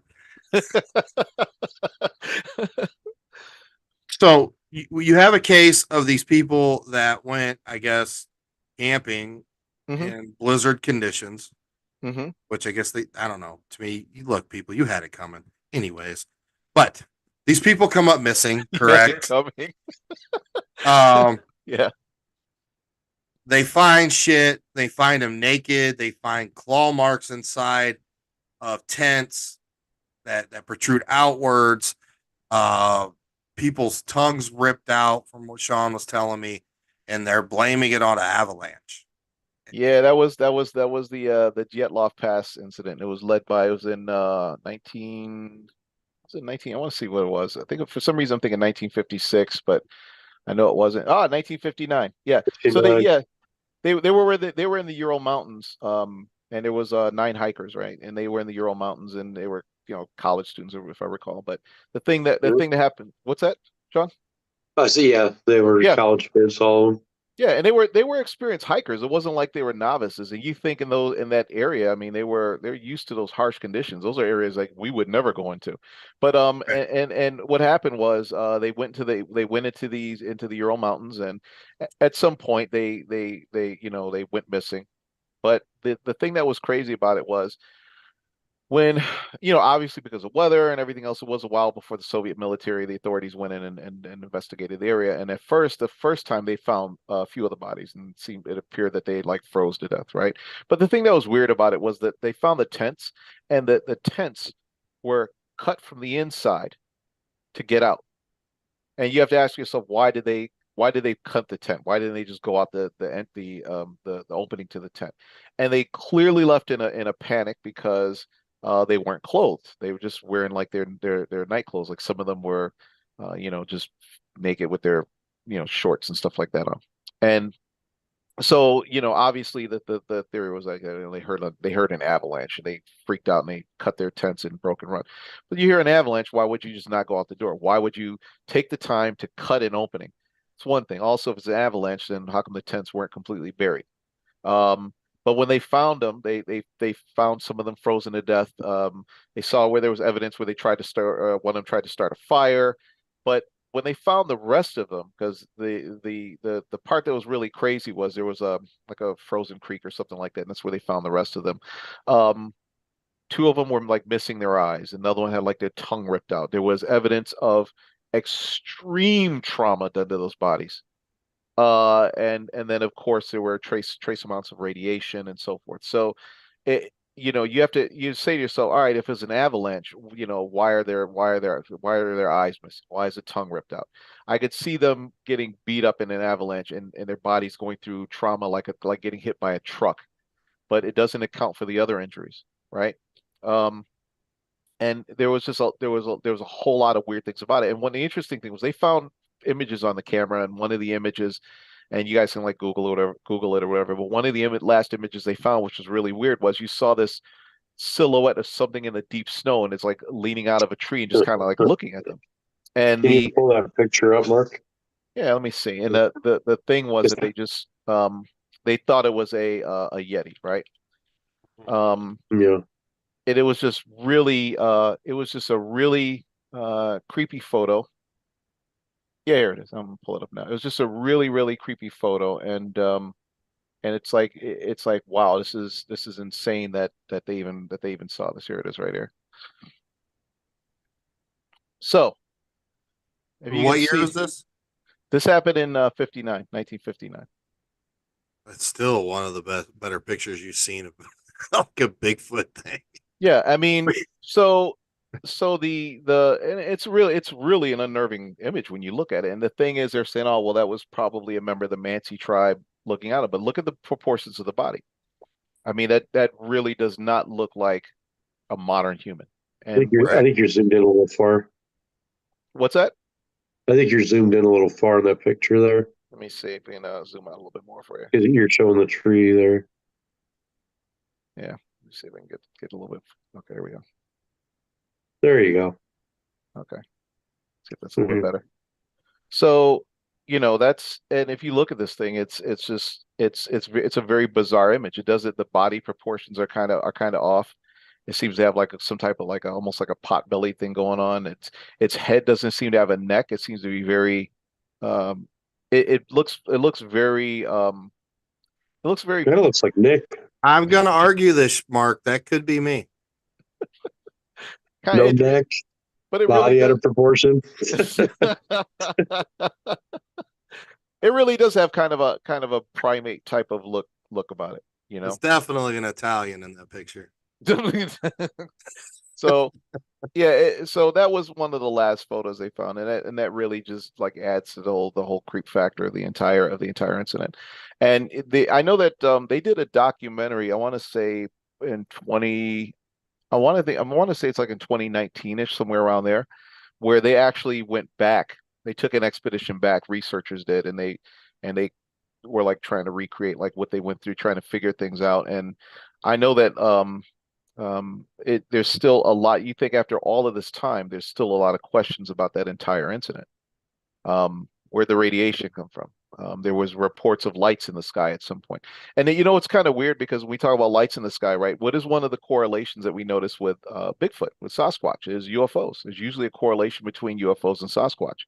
As a matter of fact, even in Skinwalker Ranch, like one of the stories that came out of Skinwalker Ranch was they saw this orb in the sky and it seemed to get a little bit bigger and it's nighttime. And then as this orb got bigger, they noticed blue sky on the other side of this opening. And this thing came out that looked like a Sasquatch off in the distance and darted off into the night. Yeah, I mean, to me, they have to be some type of extraterrestrial beings. Yeah, remember what you said about the, you know, you had about the Sumerians and the Anunnaki, and the according to the Sumerians, Anunnaki genetically engineered us because they needed us to mine gold, right, to help Right. with their atmosphere issue. And if they could genetically engineer us for a specific purpose, then why would they not be able to, or why would an extraterrestrial, an EBE, not be able to generate or to genetically alter another life form? Maybe that's what we're looking at here. Maybe that's what these Sasquatch encounters are. Maybe we're seeing something that was created more so than something that had evolved that way. What if? Okay, so you had the Anunnaki came and they started messing with our DNA, and they started producing what are us. And then another alien race came and they're like, "Oh, we're gonna do the same thing," and they started to reproduce, and they start coming out looking like Bigfoot, and they're like, "Bro, no, like no." Like we ain't going for that kind of people. You know, I don't know. I think it's very possible that this is a genetically engineered animal. And also they're intelligent. I mean, they have methods of communicating with each other. They do everything from wood knocks to they have that little chatter, that weird little chatter thing they do. They do these whooping noises, these whistles and howls, and they seem to understand what it is. They leave these markings behind for each other to understand. Well, you'll see trees that are uprooted and leaned against another tree. And there's no bear or human out there that's going to lift an entire tree out by its roots and lean it against another tree.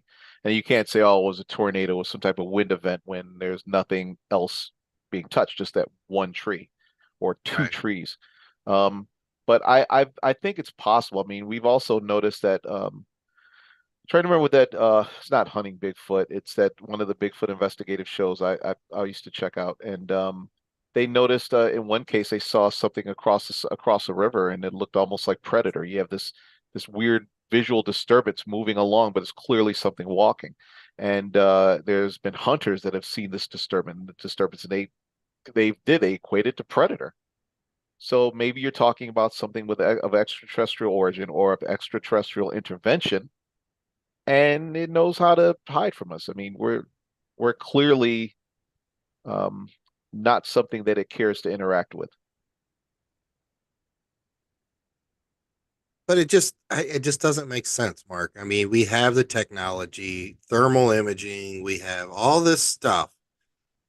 And if we concentrate it on one area, you get a group of X amount of people out there, and you would just think just like the cameras on our fighter jets. Yeah, Come on, is you telling me we can get a clear image from Mars but not. and other galaxies, but on our fighter jets, you're telling me that that the grainy pixelated picture is the best you can get on them We things? There has been, I've seen some images recently of people that had their drones and got some really clear images of something like top-down images of something very large walking through these forests. And there's a few of them out there like that look, when I go out through PA in 2024, and so I start looking investigating some of these areas, I'm taking my drone out. I got a drone that shoots 8K, and I'm getting the IR add-on for my drone because the drone I have is actually as like a law enforcement application. So I'm actually going to do the same thing because I'd love to take the thing out at night and see what I can pick up walking around. Um, but there has been a lot of drone. One of the biggest problems that we run into is when we do see super clear footage of something, the first thing people say is, "Ah, that's not real," you know. And Well, and yeah.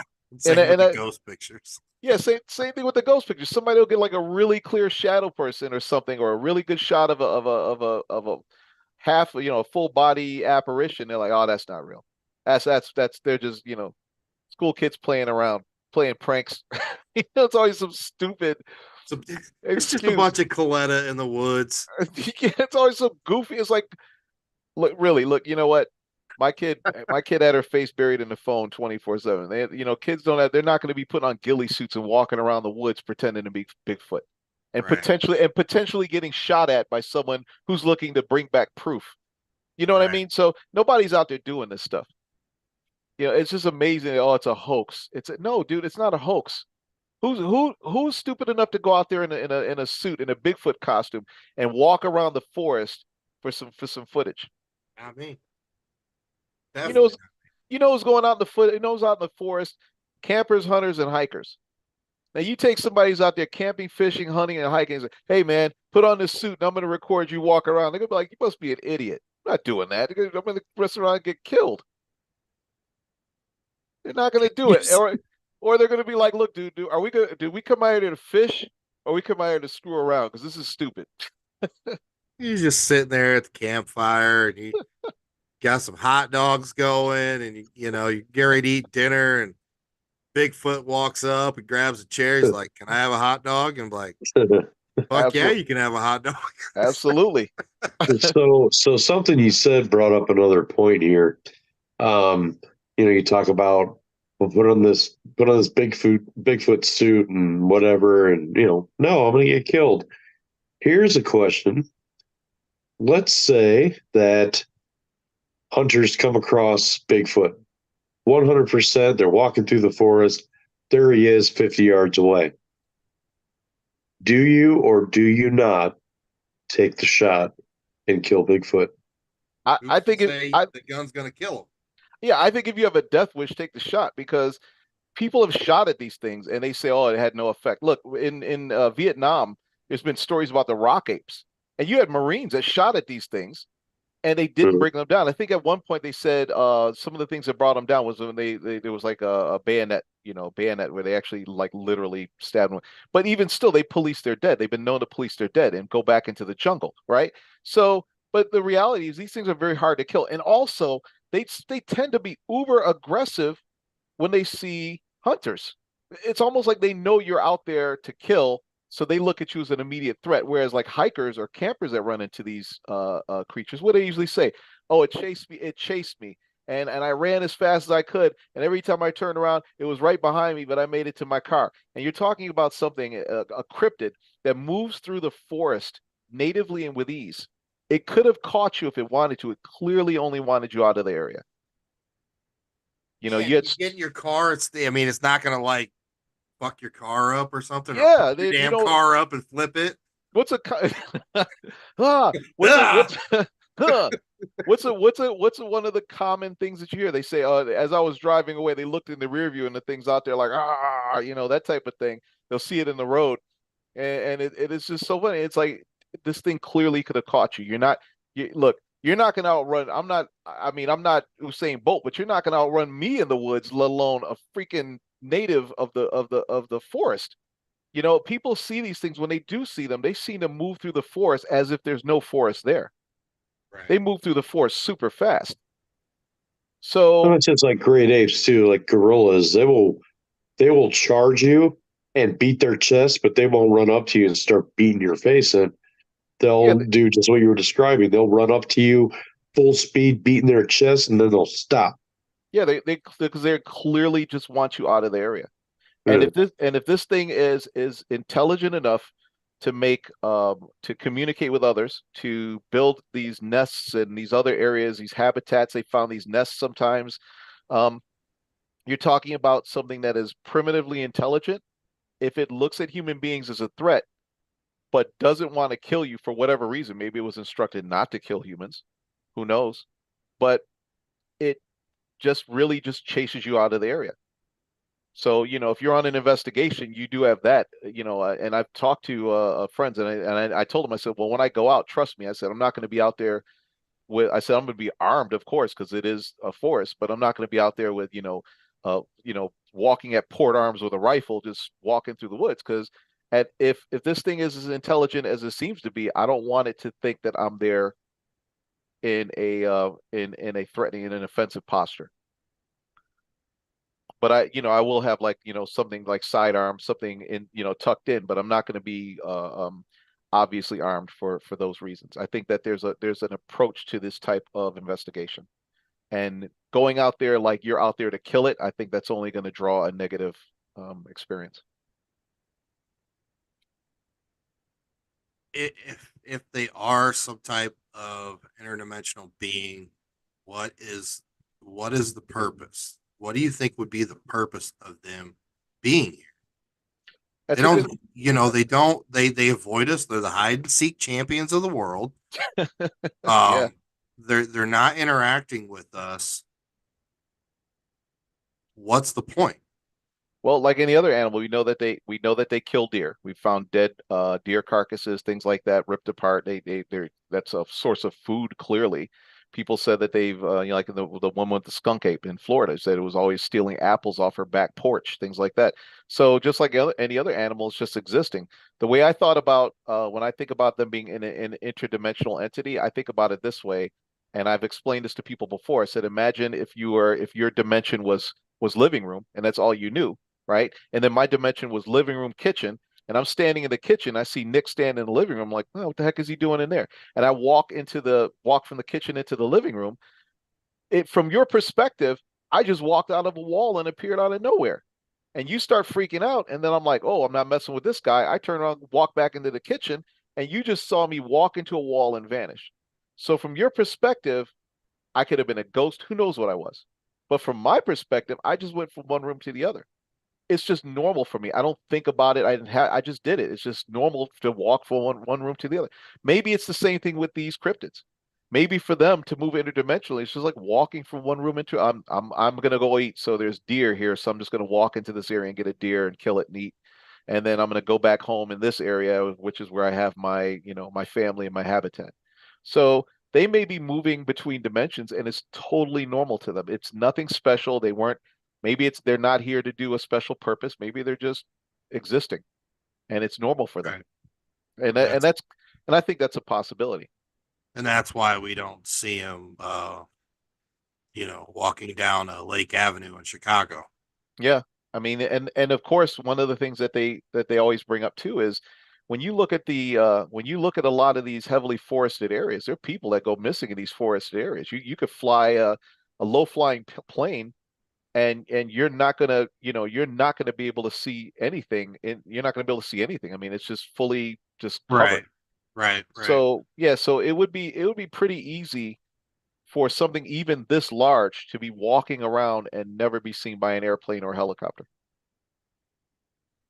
Well, it's been a while since we've been on here and talked and stuff, and I know there's so much to talk about.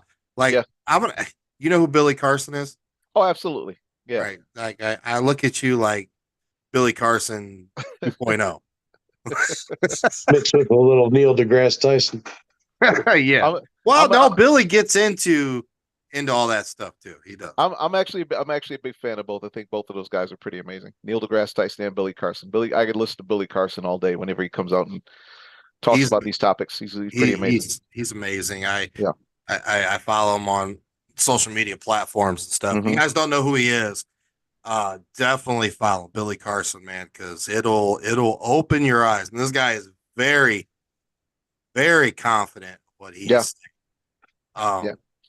But since the last time we were on here talking, we did have a very weird extraterrestrial event in your ex home state.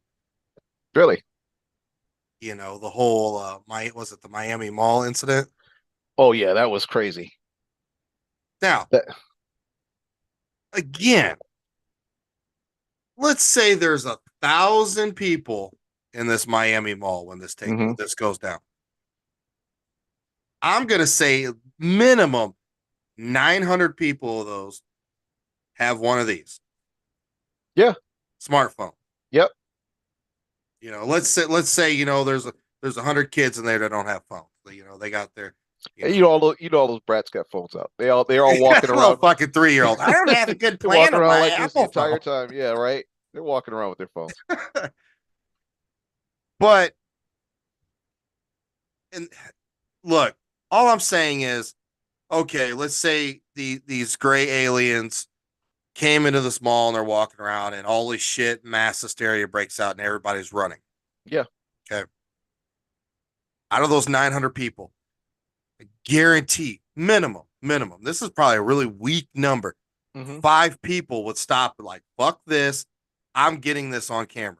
Oh, I agree. Yeah, I found that weird that they said it was a 10-foot tall alien. And yet for some reason there was, aside from a couple grainy aerial shots, nobody Right. had a cell phone video. And the other thing too was how many police cars were out there. Now, let's be realistic. We know from like the incidents like Kecksburg, we know from incidents like you know, um, Roswell and stuff like that. Come on, the police aren't on. They're not work. They weren't working for the Majestic 12 or some super secret government. Or they're people like you and me. They're law enforcement officers. That are normal people that were specially trained to hold to keep the peace, right? So it would be kind of weird that all those police cars out there with dash cams, body cams, and everything. If there's a 10-foot tall alien walking around, that not one of those guys at a minimum did like this or pointed their body toward this thing to get it on recorded. So yeah, I that right there shot down that entire thing for me. Was it just like some mass hysteria where people are bugging out and fights were breaking out? Yeah, I think that's a lot more likely than a 10-foot tall alien walking around. I would love, personally, the way I think about things like this, I would love it if there was a 10-foot tall alien walking around and somebody had a good cell phone recording of it. So 10-foot alien walking around. He walks up to the guy, and the guy that's got the balls to record this on his phone. And the alien walks up to him. He looks at him. Is like, "What's up? My name is Chuck." And you're that like, "What?" that would, at that point I would just stop recording because I'm like, nobody's gonna believe this. I'm like, all right. No. At that point they would be like, okay, that was definitely a guy in some platform shoes dressed up as an alien. Hey, Bigfoot doesn't believe in you either. I know he doesn't. He has good reason to. I mean, even if you thought it, if you conspiracy theory wise, like, oh, this was planned, all the major cell towers went down. That's why nobody could go live. Nobody could do this. Okay, if even that's the case, on your fucking smartphone, even if you have no connection whatsoever, SOS, you can still hit the camera button and Yeah, record, and it'll save to your phone. dude, I can double click the button on my side, just double click it and it starts recording. You know what I mean? So and most people, like I said, we're living in the age of TikTok, Instagram Live, Facebook. Somebody would have had it on Facebook Live. Somebody would have had it on Instagram Live. They would have immediately started live streaming. Hey man, can you believe this shit? You know what I mean? But they didn't. And I guess some of the people, they said that when they saw what they saw, they didn't even think about their phone. They just freaked out and took off. It scared the crap out of them. But like you said, out of all those people there, it's weird to think that no one turned their phone on to record what they saw. Yeah. Yeah, so I, that throws that one out for me. but again, why? Why come up with this story? Why, what diversion are you trying to create Hmm. with the mass hysteria? Yeah. And this leads me to another thing. And a lot of people, of scientists and, UFO whistleblowers and stuff like that. And what they're talking about is the world governments have the technology, hologram wise, to create this, like, like the movie Independence Day effect. Yeah, was it what they call it, Project Bluebeam, I think it was they call it. Yeah. Yeah, and that's one of the other things too. It's the whole idea is if you create through the use of holograms and other tech, you create the illusion of an external threat to this planet, then you can create a unity under threat, unity under duress, or unity under threat of invasion. And once you do that, then it will allow you to gain enough political power to create a one world government. And that was the whole thing behind that. And you know, it's funny because I think right now I think we're so screwed up, just as a planet, like the thought that you could actually get away with creating a one world government. I mean, we have geopolitical differences, we have religious differences, we have differences because of income and financial or economic status or whatever.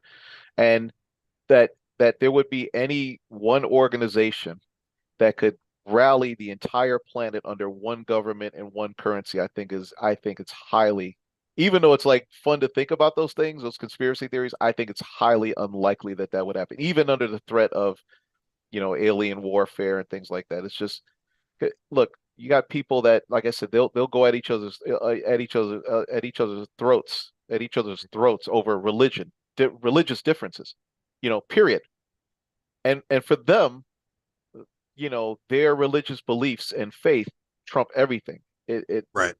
And no matter what, and you can't tell because that's all part of faith, as no matter what happens, you hold your faith. You look at stories of the Bible when what was it when Meshach, Shadrach, and what was it Bendigo, whatever, when Nebuchadnezzar put them in the forest in the furnace to get them to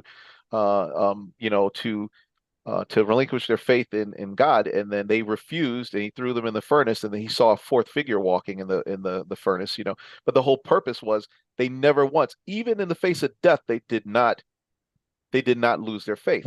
So you got people that are that extreme that no matter what happens, they're not. So how are you going to get these people of religious differences to unite under one government? Wait, one government that clearly has no religious direction. It's just a government.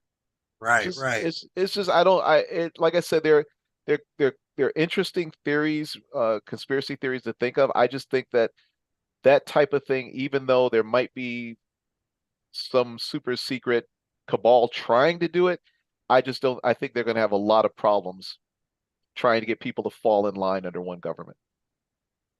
Do you think that's our actual biggest downfall as human society is the man-made religious aspect? Yeah, Because because I think so. you think about it, so if all this is real, from the Anunnaki to today, to admitting that there's extraterrestrial, or what do they call them, UPAs, or what are they, UAPs. Yeah, UAPs, yeah, and stuff like that, to whatever's on the other side of the moon. Obviously, yeah, it completely rewrites the history of man, yeah. but it still does not eliminate the aspect of God. Absolutely not. Think about what Eric von Daniken said. When he talked about in Chariots of the Gods and in a lot of ancient astronaut theory. I mean, it's just amazing. I think he put it in a very good way when he said, he said when he talked about, for example, these gods that where they said were in flying shields and flying chariots. He basically said, he said, my God is all powerful. He said he doesn't need a means of mechanical conveyance to get around. Right. And what he was saying was that some of these people from antiquity saw events that could have easily been attributed to an extra biological entity, an EBE or a UAP, and just because of their primitive nature, they just interpreted it as an event by the gods or by God. when Right. really it wasn't. It was just another physical, biological being. Um, and that was his whole point. He wasn't trying to say, well, there's no God, there's all aliens. Absolutely not. He's a man of faith. But he was saying that why would God need a spaceship? Why would God need a flying chariot? We're talking about a being who spoke things into existence with just the word. So why would he need to fly around somewhere in a spaceship, you know? So that was his whole point. So I think that there's a clear line, you have these things that happen in antiquity that people said, oh, well, God did this and God did that. I don't think that's the way it went down. I think that there were things that happened in antiquity that were clearly something that was an actual physical being, and it used science and technology that was well beyond anything people on Earth had ever seen. And And I forgot they didn't understand it. They didn't know how to describe it. exactly. I mean, let's be realistic. Flying shields, Right. I mean that they knew what shields were, they knew what the shape was. I mean, Mhm. if we saw someone materialize out of nothing and walk into our space, how would we describe it? Would we say that they Right. were beamed down from the Enterprise, or they walked in from another dimension, when to them it may be something much more complex, but day by day operations to them, but us it's appeared to be magic. But even in the God-like aspect, let's say it comes to fruition in the next 50 years that we find out that we come from this hierarchy of species Hmm. from whatever galaxy. Yeah. And theoretically, that would still be, if you want to, be like our God, like he created us. So you would still have the aspect of God. You would, because it's we like when if I do something phenomenal, like let's say Mark does something really crazy, I bowl a 300 game and then I go and I just shoot 20 baskets straight and they all just go in. If you're a person of faith, you wouldn't say, "Oh, well, Mark has skills." You say, "Oh, yeah, well, God gave him the ability to do this." You know, if we were created by an alien species through genetic manipulation, you still have to say, "Well, this was still something that God enabled that being or us or whatever to do." And then we can kind of get into the whole spiritual aspect, as ghost hunters. Mhm. And you can say, all right, well, we have our physical selves, but that still doesn't account for our spiritual selves, which clearly goes far beyond that, because there are people that have near-death experiences. There are people that said, oh, I saw Jesus. There are people that said, I saw my loved ones. I was enveloped in warmth and happiness and love. And I saw a light that was so blinding, but I could look into it and I wasn't blinded. So you have that spiritual detachment. So even if we were genetically manipulated, does that account that doesn't, to me, doesn't account for the spiritual aspect of who we are, the essence of us, which I think that's But more on the par with something that's more godly. I mean, theoretically, also, well, so yeah, I mean, you have the human aspect, we have our souls, and wherever we go to whatever this next dimension is, or even if it's 12th dimension, let's say we originate from the 12th dimension, Hmm. but you have to level up to come back, and that's what the God source is there. So technically, if you look at it, we, our souls, are extraterrestrials. Yeah, yeah. I think this is like a, remember the old scientific rooms they have, what's called a glove box. So you got a room that's sealed off for, if they're dealing with microorganisms and things that are dangerous. So you have these two holes, you put your hands through, and there's a glove, and that way you can interact with the things in this contained environment. And I kind of think that our bodies are almost like a glove box to our of our soul. It allows our soul self to physically interact with this world. And because of that, I also think that there are things that in our human form we could not begin to conceive, as far as like what is our purpose here on this existence. Maybe our soul self knows precisely what it was, Mhm. because there are people that like when you talk about was it like Ghosts Inside My Child, shows like that, when you find out these kids, they seem to have known, oh, well, I came here, I chose you as my mother. you know Right, right, a personal experience I had, someone said that their daughter knew exactly why they were coming here to be a daughter to a specific person, and they knew that they weren't going to be here long, but they right. still chose to do it because they were here for a specific purpose, right? Like So like like if a couple had, do not send me bad emails on this. So if a couple has, they give birth to a little girl, yeah, okay, and this little girl has a lot of birth defects and issues, yeah, and passes away at a year and a half old. yeah. That soul to that child, for some reason, in that storyline of the purpose of these two individuals in their life, this soul had to come down to do this for whatever lesson is to be learned for these two individuals. Abs- Absolutely. In that arc of a story, that soul could have come back, could have chosen to be in that role, even though it may have only lived a year and Right. died as an infant. That soul could have chosen to come back because of the effect of its short existence, the effect that its short existence would have had on those two parents. And the crazy thing is, maybe it's not even the parents. Maybe a doctor or a nurse's life, maybe a custodial person's life that in that hospital was totally changed by the experience of that child's existence. Maybe they just heard the story and they had no direct contact, but maybe it altered their life in some way, either in a positive way, either in a negative way, who knows. But that's what I say about our soul self knows probably the would likely know the bigger picture that we in our existence would not know. The bigger picture may be that that child's short existence may touch 20 lives. I was just going to get to that. Yeah. Yeah. Yeah. And we don't know how it's because we don't know these people personally. That person went home and had a conversation with their wife or their husband, and it changed their life. And it had all these tertiary effects that we're totally unaware of. But here as human beings, we hear the stuff, we're like, oh my God, such a tragedy. Or if you're the parent, you're devastated at this loss, when that child's existence may not have had nothing to may not have had anything to do with you. It may have been to touch another life that learns about what happened. Right. But we Right. don't know the bigger picture because we're not privy. It's above our pay grade. You know? Extremely above our pay grade. Yeah. Yeah, I've talked about that a couple times, and it's a touchy subject. And that's why I said don't send me hateful emails, because Nick us, Carboni at Gmail. well, it's a touchy subject to talk about somebody that loses, had a Oh yeah. stillborn, Yeah. or lost a child in a couple weeks, or a child at 10 years old.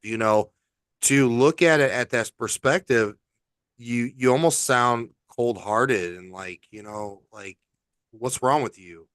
Why would you say that? Why would you think that? But if you take a step back in our reality and really think about the grand scheme of things. There's a couple of examples out there that you could wrap your head around that would that would that would be a great illustration of this, right? So let's look at somebody like John Walsh, right? He had America's Most Wanted for how many years? I mean, it went on and on and on for decades, right? So here's a That's guy, coming back. yeah, well, but he's not yeah, not, but it's going to come back. But here's a guy, he lost his son, right? Uh, he was devastated. But as a result of this, he began this crusade. So, now you had the show that's been on for decades, and they served as a rally point for volunteers, for law enforcement. They were responsible for catching a lot of criminals and bringing a lot of people home. I mean, it Hmm. had it had real results. So here is a case where out of tragedy was born a solution that helped countless people, right? Right. And that I think that's a perfect example because if you looked at that tragedy in and of itself, and that if the story had ended right there, or that's all you knew about it, you'd be like, "Holy cow, that's super sad and it's horrible that how could God even let that happen?" Because you hear Right. people say that if it's a truly a loving God, how could He let that happen? We don't always understand the grand scheme, and that grand scheme in that particular case might have been that child knowing before it was even born, I'm going to come to Earth. It's not going to end well, but there's going to be a much bigger result or a much bigger thing that my existence is going to give birth to. and it's Yeah. going to help a lot of people. And it did. And it was unfortunate what happened, but it did help a lot of people. And for decades it helped a lot of people. And it was almost like like I said, a rallying point. It gave people hope, and it gave law enforcement access to resources that it didn't have before. A lot of law enforcement um, areas of precincts and so forth and departments, they work in silos. They worked in silos for many years. Now Right. all of a sudden here's this show and they're like, oh, this guy's on the run. If you see this man, call 1-800 whatever, whatever. And then now suddenly this national show, this face is plastered across every TV screen in prime time. Right. Yeah. So Well, I mean, that's like the old school social media aspect. yeah. Oh, put this wanted poster on primetime Saturday night TV where everybody's at home watching it versus Hmm. now, you just put it on your telephone and it goes everywhere. It's the same concept for sure. Look, there are people that don't even pay attention to like when they get the alerts that come through, like the Amber Alerts, and and and there are people that'll get the Amber Alert and they'll kind of look at it and they're like, I'm trying to post on Instagram, they hurry up and close it, and that's horrible. But you got a lot of people out there that look at it like, holy cow, if I see this car, I'm calling the cops. So Right.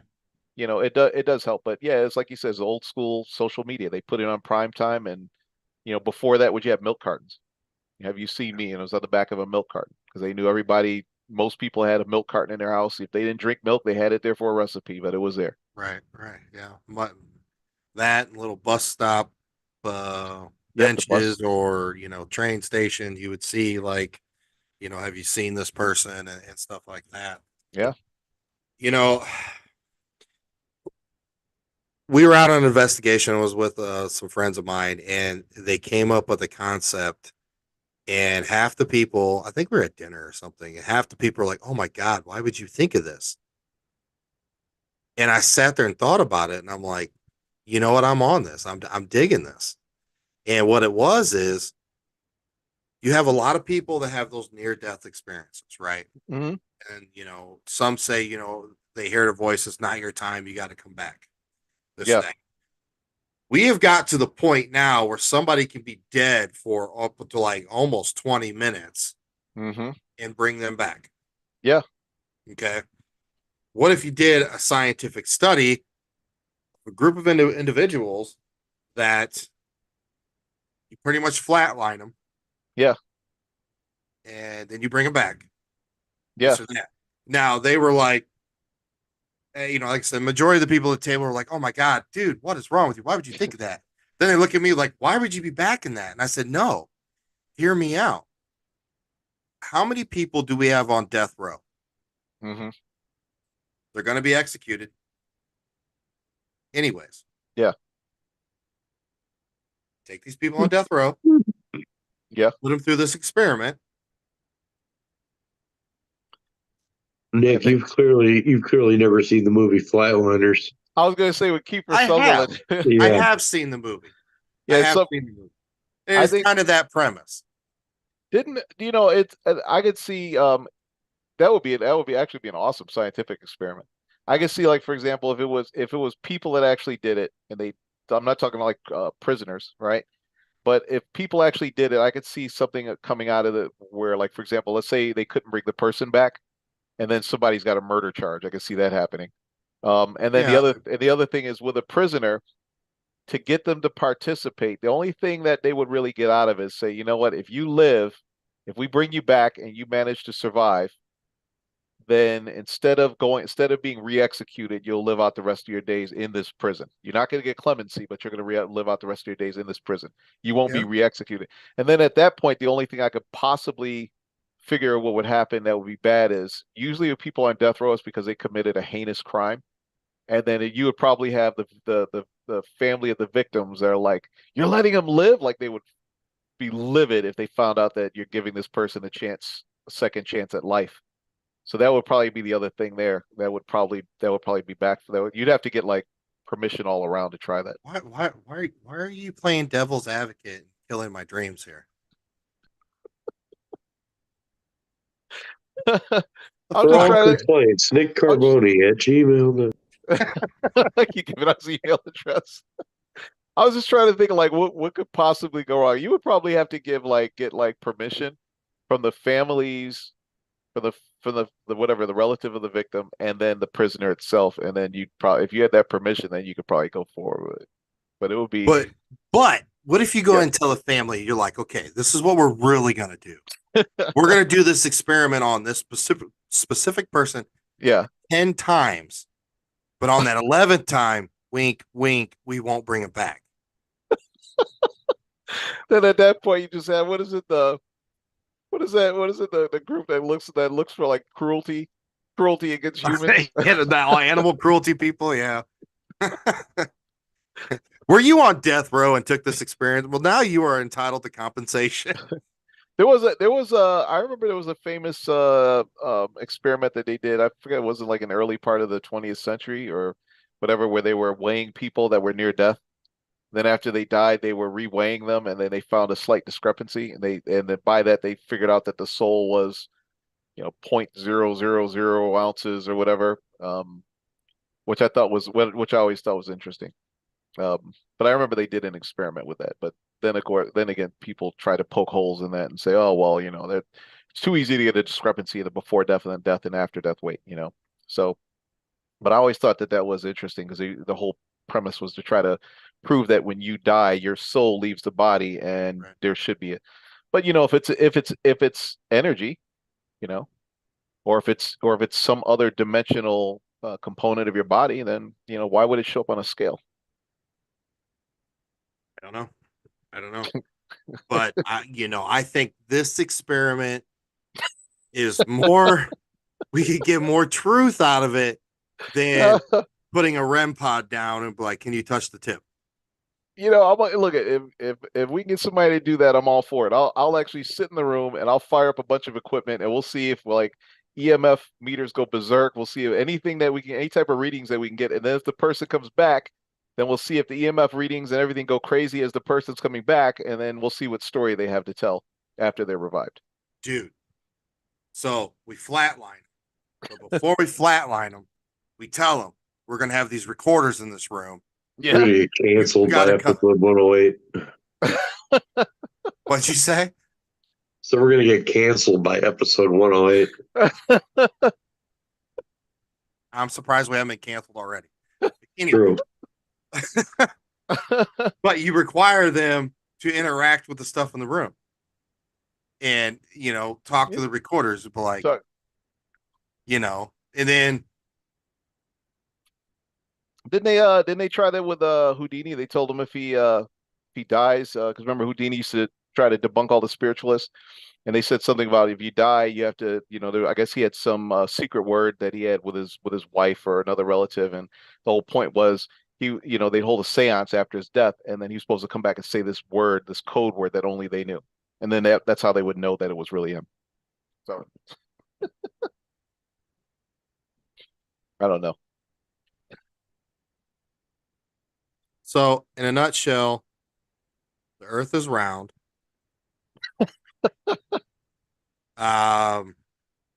We did land on the moon, but they faked it on TV. Yeah, I definitely think we were told not to go back. Sasquatch is just hanging around for deer. What else did we cover? We would flip out if an alien was actually our god. Even though theoretically it's still a god, you're still praying to whatever. I mean, what is it? What is it? What does it matter? Like the Romans, they prayed to some fucking gold statue to, this or that. You give it. It's all faith based. Like, give me evidence of something in the universe that created us. Yeah, I like I said, if it's faith based, I think that, like I said, I think that there is a God. He created everything, and I think that there were people in antiquity that misconstrued certain things that they saw. Yeah. I'm not saying there's not a God. I believe there's a God. I believe Mm-hmm. there's a source. I Yeah. believe there was a man named Jesus, and he came here, and all this stuff. Oh, I Yeah, absolutely I believe think that. that whole thing got misconstrued. The Bible that you read now, please throw it in the trash because none of it is true. You want to find something from hundreds of years ago, Well, thousand years ago. They did find like Sodom and Gomorrah. They did find Sodom and Gomorrah. So there are stories of the Bible that definitely they found evidence for. Like I said, Sodom and Gomorrah, they found that. They did find evidence that that they call the flood myth. There's always been a flood myth. No matter what religion, there's always been the great flood myth. And of course, according to the biblical accounts, the flood myth was to wipe out the Nephilim, um, and create this little reboot. But there is evidence of that worldwide. They found deposits around the world, these sedimentary deposits. So there's a lot of there are stories. So you have to ask yourself if there are stories of the Bible that can be attributed to things that could be true, how many other things are true? And at the end of the day, you have these stories, these scriptures. They were written by men. They were written by things they either were interpreted and saw and witnessed themselves, or through being a prophet, they were told these stories and told to write these stories directly. So you have to ask yourself, well, how much of it is 100% true? And that's where it comes down to faith. Once again, it comes down to faith. So Well, you're supposed to have faith that it happened the way it said it did. And that's the whole point. well, some of them stories of what you just said, of some of the stories written could be true, but a lot of those stories are second, third, fourth generation Hmm. after, especially in the New Testament, after Jesus. So these are stories that were handed down, Yeah, that were talked about from the disciples of Jesus, yeah, So it's not like the disciples like, don't kill me yet. I got to write this down, yeah. blah blah blah. No, this is the stories that they preached Hmm. until their demise and this or that. What I meant was throwing it in the trash because we take these stories and they're all metaphorical stories, Hmm. and they're all because they're metaphors of the time that what the people wrote then. Doesn't exactly mean that the metaphor from that time period fits this. Hmm. It's no different than um what is that word, when we stare at a wall, you know eventually our mind has to make something out of it. Oh, yeah, yeah, yeah, yeah, I know what you're talking about. When yeah, You look at a yeah, pixelated picture and you're like, oh shit, you stare at it for 2 minutes, all of a sudden you see four faces in it. yeah, Pareidolia, there you go. yeah, pareidolia, yeah. It's kind of the same concept. Hmm. That's what I'm getting at. Yeah, you know Again, raised Catholic, I still believe in God, I still believe in Jesus, I believe in the metaphor of some of those things did happen. yeah, We have scientific proof, like you said, some of these things did happen. yeah, But on the day-to-day tales in the Bible and some of these books from the disciples, guys, those metaphors that are in there are metaphor for their time period. yeah. And not everything too was these are, like you said, these are stories that were handed down. So and of course there were things that were rewritten. You have how many different versions of the Bible you have? I mean, there's a lot of things that are different from where the canon has been changed from the original Hebrew texts, right? And then you could go back, and if you really want to go back and kind of get into what some of the original texts, you can look at, for example, like the stuff that came out of the Dead Sea Scrolls or the Book of Enoch. Right. So you kind of get a bigger insight. And once again, it's real easy to say, it's really easy. There's a bunch of BS. None of this stuff ever happened, right? It's real easy to say that. However, like I said, the one thing that you're supposed to do is you're supposed to have faith Mhm. at the end of the day and say, you know what? You might say it didn't happen. I truly believe it did happen. And there's nothing wrong with having faith. Absolutely nothing wrong with having faith, right? And that's kind You of the way I look at should. it. You Yeah, and I should have faith. and Believe in something. yeah, absolutely. Absolutely. And that's what I firmly believe. There's nothing wrong. And I do have faith. And it you want to hear something really funny, really quick, is one of the things I noticed too. You ever notice when if there are cases of either negative or demonic incursions, right? Do you ever notice? And there's even been cases with the um EBE abductions, alien abductions. People have actually talked about the fact that when they invoke the name of Jesus, that the whole thing came to an end. It just immediately stopped. Like it was like it's it. so if you go back and you say, well, about having faith, if you could actually look at that and say, in cases where they have to do Catholic exorcisms of a space or of a person or of Mhm. a thing, you seem to have greater success with that than anything else. Right. So if there's anything that's going to reinforce your faith, that should be it. That when there's something negative, that just invoking the name in faith, invoking that name seems to help fix the issues or But drive away whatever is evil.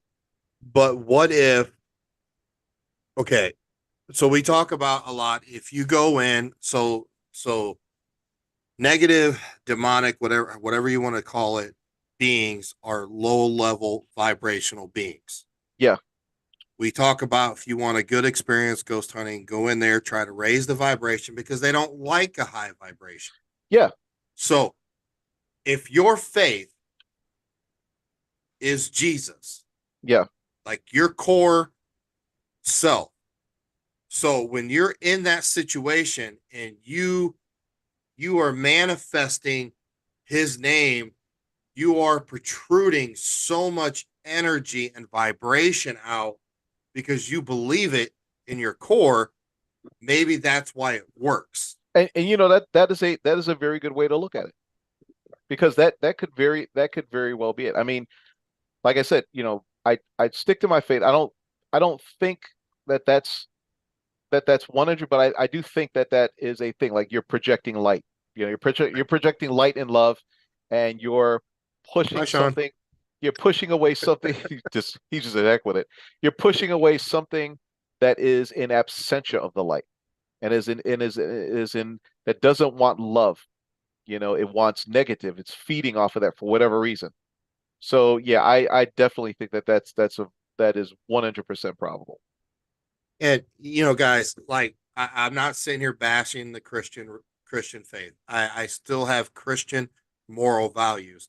At Hmm. the end of the day, if I'm in a situation, I still tend to lean the Christian way in situations. A good buddy of ours, Sean Austin, like that is his thing. Like in the name of Jesus Christ, I compel Hmm. you. I mean, demonology to this or that. I mean, and it works. And Oh yeah. I've witnessed it in many cases, you know, but you can also take that aspect and look it into the energy aspect of the, like I said, vibrations and this or that. What your aura is, what you're giving off, your light, Hmm. you know. So I don't think either case is wrong, Yeah. but Mark is, at least in majority of the world, I think you're 100% correct when somebody comes in to do an exorcism or something like that ceremony or ritual. When you start protruding, Saint Michael, you know, uh, Jesus Christ in the name of the Holy Yeah. Mother and stuff like that, that is so powerful Hmm. coming out of us that it works. Yeah. Yeah. So I was going to ask Sean if there were any more questions on YouTube because obviously I don't want to keep you all night. We could probably talk to like 2 in the morning, but I don't want to do do that to you. do So do the coast to coast AM thing. It's just kind of on for like 6 hours. I would So, love to go on there. Well, I don't remember the guy's name, but I would love to uh, go on there and chit chat with that dude. well, yeah, George Norrie. Yeah, Yeah. George Norrie, and then you know, uh, Richard Serrett is on sometimes. So is they have a bunch of different hosts that come on. It's a pretty yeah. I always love this show. I was listening to it since the Art Bell days. You know, Art Bell was the original. He had the UFO encounter out in the desert, and that changed the entire scope of that show, and now it's legendary for the to this field. Oh yeah. Oh yeah. So, So we'll run through our three questions real quick. all right, Um, we used to be two, now we have three. So I know we haven't asked you one of them, but we've asked the other two okay, before. So we'll go ahead and run through those, and then we'll let you plug away everything you want to plug away, and we'll get out of here um and all that good stuff. So tell all our listeners across the world, Mark. Um, we know you're an interesting fella. You are just a nerd in every aspect. Your yeah, side hustle is, you're a major movie star, and But tell all our listeners Yeah. one weird or interesting fact that most people don't know about you. Oh, I could give you one if you want something weird. Back in the 80s, I used to be a break dancer. It doesn't seem weird. I could see that. Oh, okay. Oh, I Like guess I too. could see you in the parachute pants and then eventually the hammer I did. pants. I did have the parachute pants and all that, the hammer pants. I guess now since I'm a lot older, it does seem weird to me. When I think about, it. I was like, man, I used to be spinning on my back and doing flips, and it's probably why my knees are all jacked up now. If you went and spun on your back right now, would you be able to get up? I would, but I would pay for it that next morning. Yeah, you would. Be calling in sick to work. Right, and I could and I wouldn't be able to tell them why because I'd be too embarrassed. I'm like, what's the matter? I got COVID. I got COVID. Oh boy, yeah. All right. Question two, and this is one we kind of threw in here because it is a cool topic in the Okay. paranormal community. Um, we are very quirky about our meals before our investigations, our snacks that we take during our investigation, to energy drinks to coffee. Yeah. Okay. We're all quirky, and some people are even worse than others. Yeah. So, what would be your go-to drink and snacks during your paranormal investigation? Kickstarts, your Mountain Dew Kickstarts, the energy drinks. Okay. And then for snacks, it's usually those the combos, pizza flavored Combos, combos. Yeah. pizza flavor, Yeah. the pretzel or the baked The pretzel, the little combo, pretzels. yeah, yeah, the pizza flavored, yeah. Well, But because that they have the baked pizza ones and they have the pretzel pizza. I know about the baked one. I just eat the pretzel ones. Those and either that or the Snyder's of Hanover, the Oh ones yeah. that but yeah, those are good. But definitely Kickstarts. So I know in the last couple of years that we've got to know each other, you have evolved big time, even more into the paranormal investigating. Yeah. So this might be a completely different answer than the last time you were on. So we're gonna Yep. ask it again. One night, Mark, you're at one location. You are only allowed to bring three items to investigate with. What are you bringing? A laser grid, an SB7, and definitely a recorder for EVPs. Wow, I would assumed all this high tech camera stuff would have been one of them. Yeah, the if I, I'm gearing up to do high speed photography, but I'm thinking if I just go out, if it's just like a quick thing or I'm going out, then it would be that. Because I'd want to see if I could do, what type of contact I can make. The high speed cameras are going to be something that I'm gonna get out there and because you have the people like, oh, the shadow person leaned in for a split second. It's like, well, instead of catching that shadow person at 30 frames a second at 1080, why not catch them at 4K at 240 frames a second? You have more to Right, analyze. really be able to analyze that even better. Yeah, exactly. Which kind of laser grid? Just a regular like a green laser grid, The just green to see, dot ones. yeah, see if something's moving around in the. Because I always find it amazing when you see when you catch movement with a laser grid where something should not be. That's always a really fascinating thing for me. I know you saw my video I posted on TikTok or Facebook with the lasers and the fog Hmm. machine. Yeah, You definitely have to try that. yeah, I am. And the funny thing is, I think last time you asked me something weird about, I used to DJ. I used to be a DJ, and I still DJ from time to time when I can, but not so much anymore. But I do have a fog machine. And when I saw you do that, the first thing I thought was like, that is a brilliant idea. I never thought to throw a fog machine up and just see what disturbs it. That's got Just to be the just get like a cheap like laser level yeah. or something like that. Run one horizontal, run Hmm. one vertical. I mean, I was just blown away by it. Yeah. So, Yeah, that was a brilliant idea, man. So yeah, I'm definitely I'm gonna we'll call it the Carboni method. oh no, it's not mine. Call it the Bill Walter. Bill Walter. It's all his from Broadhead Manor. That was All all his right. experiment. That was a great idea. So I can't take credit for that. Bill will kill me. All right, Mark, if you want to plug away anything you're doing or somebody can tune into your podcast or whatever else you got going on. Yeah, I've been doing the Dark Doorway, but I haven't done anything on the Dark Doorway for a little bit. But I'm gonna do a new episode because I do want you guys on. And I got to pick the I gave it a little bit of a hiatus because I was doing some personal stuff, but also I've been a guest on uh the Parafactor. We kind of created this little side thing called the Parafactor, and we actually have a website for called the parafactor.com, and you can see episodes and stuff on the website and stuff. But yeah, it's been pretty interesting. But Dark Doorway is going to be good because that's also for the two documentaries I'm working on. So those are all going to be done under the Dark Doorways moniker. So one of them is going to be about paranormal Pennsylvania type thing and locations, Kecksburg and Gettysburg, and so it's going to involve ghosts, cryptids, and aliens. And then Sweet. yeah, so that's what we got going on. But yeah, that's it. Well, hopefully we will see you at some point. I mean, obviously we'll be in Pennsylvania. Actually, I'll be in Pennsylvania at the end of next month, the Pittsburgh area Hmm. for a convention. But then we will be back at the end of July for the Gettysburg Bash. We'll be there all week, and so I'll, hopefully I'll maybe we can hook up. I'll hit up Pittsburgh and just to catch up with you. So Right. we appreciate you.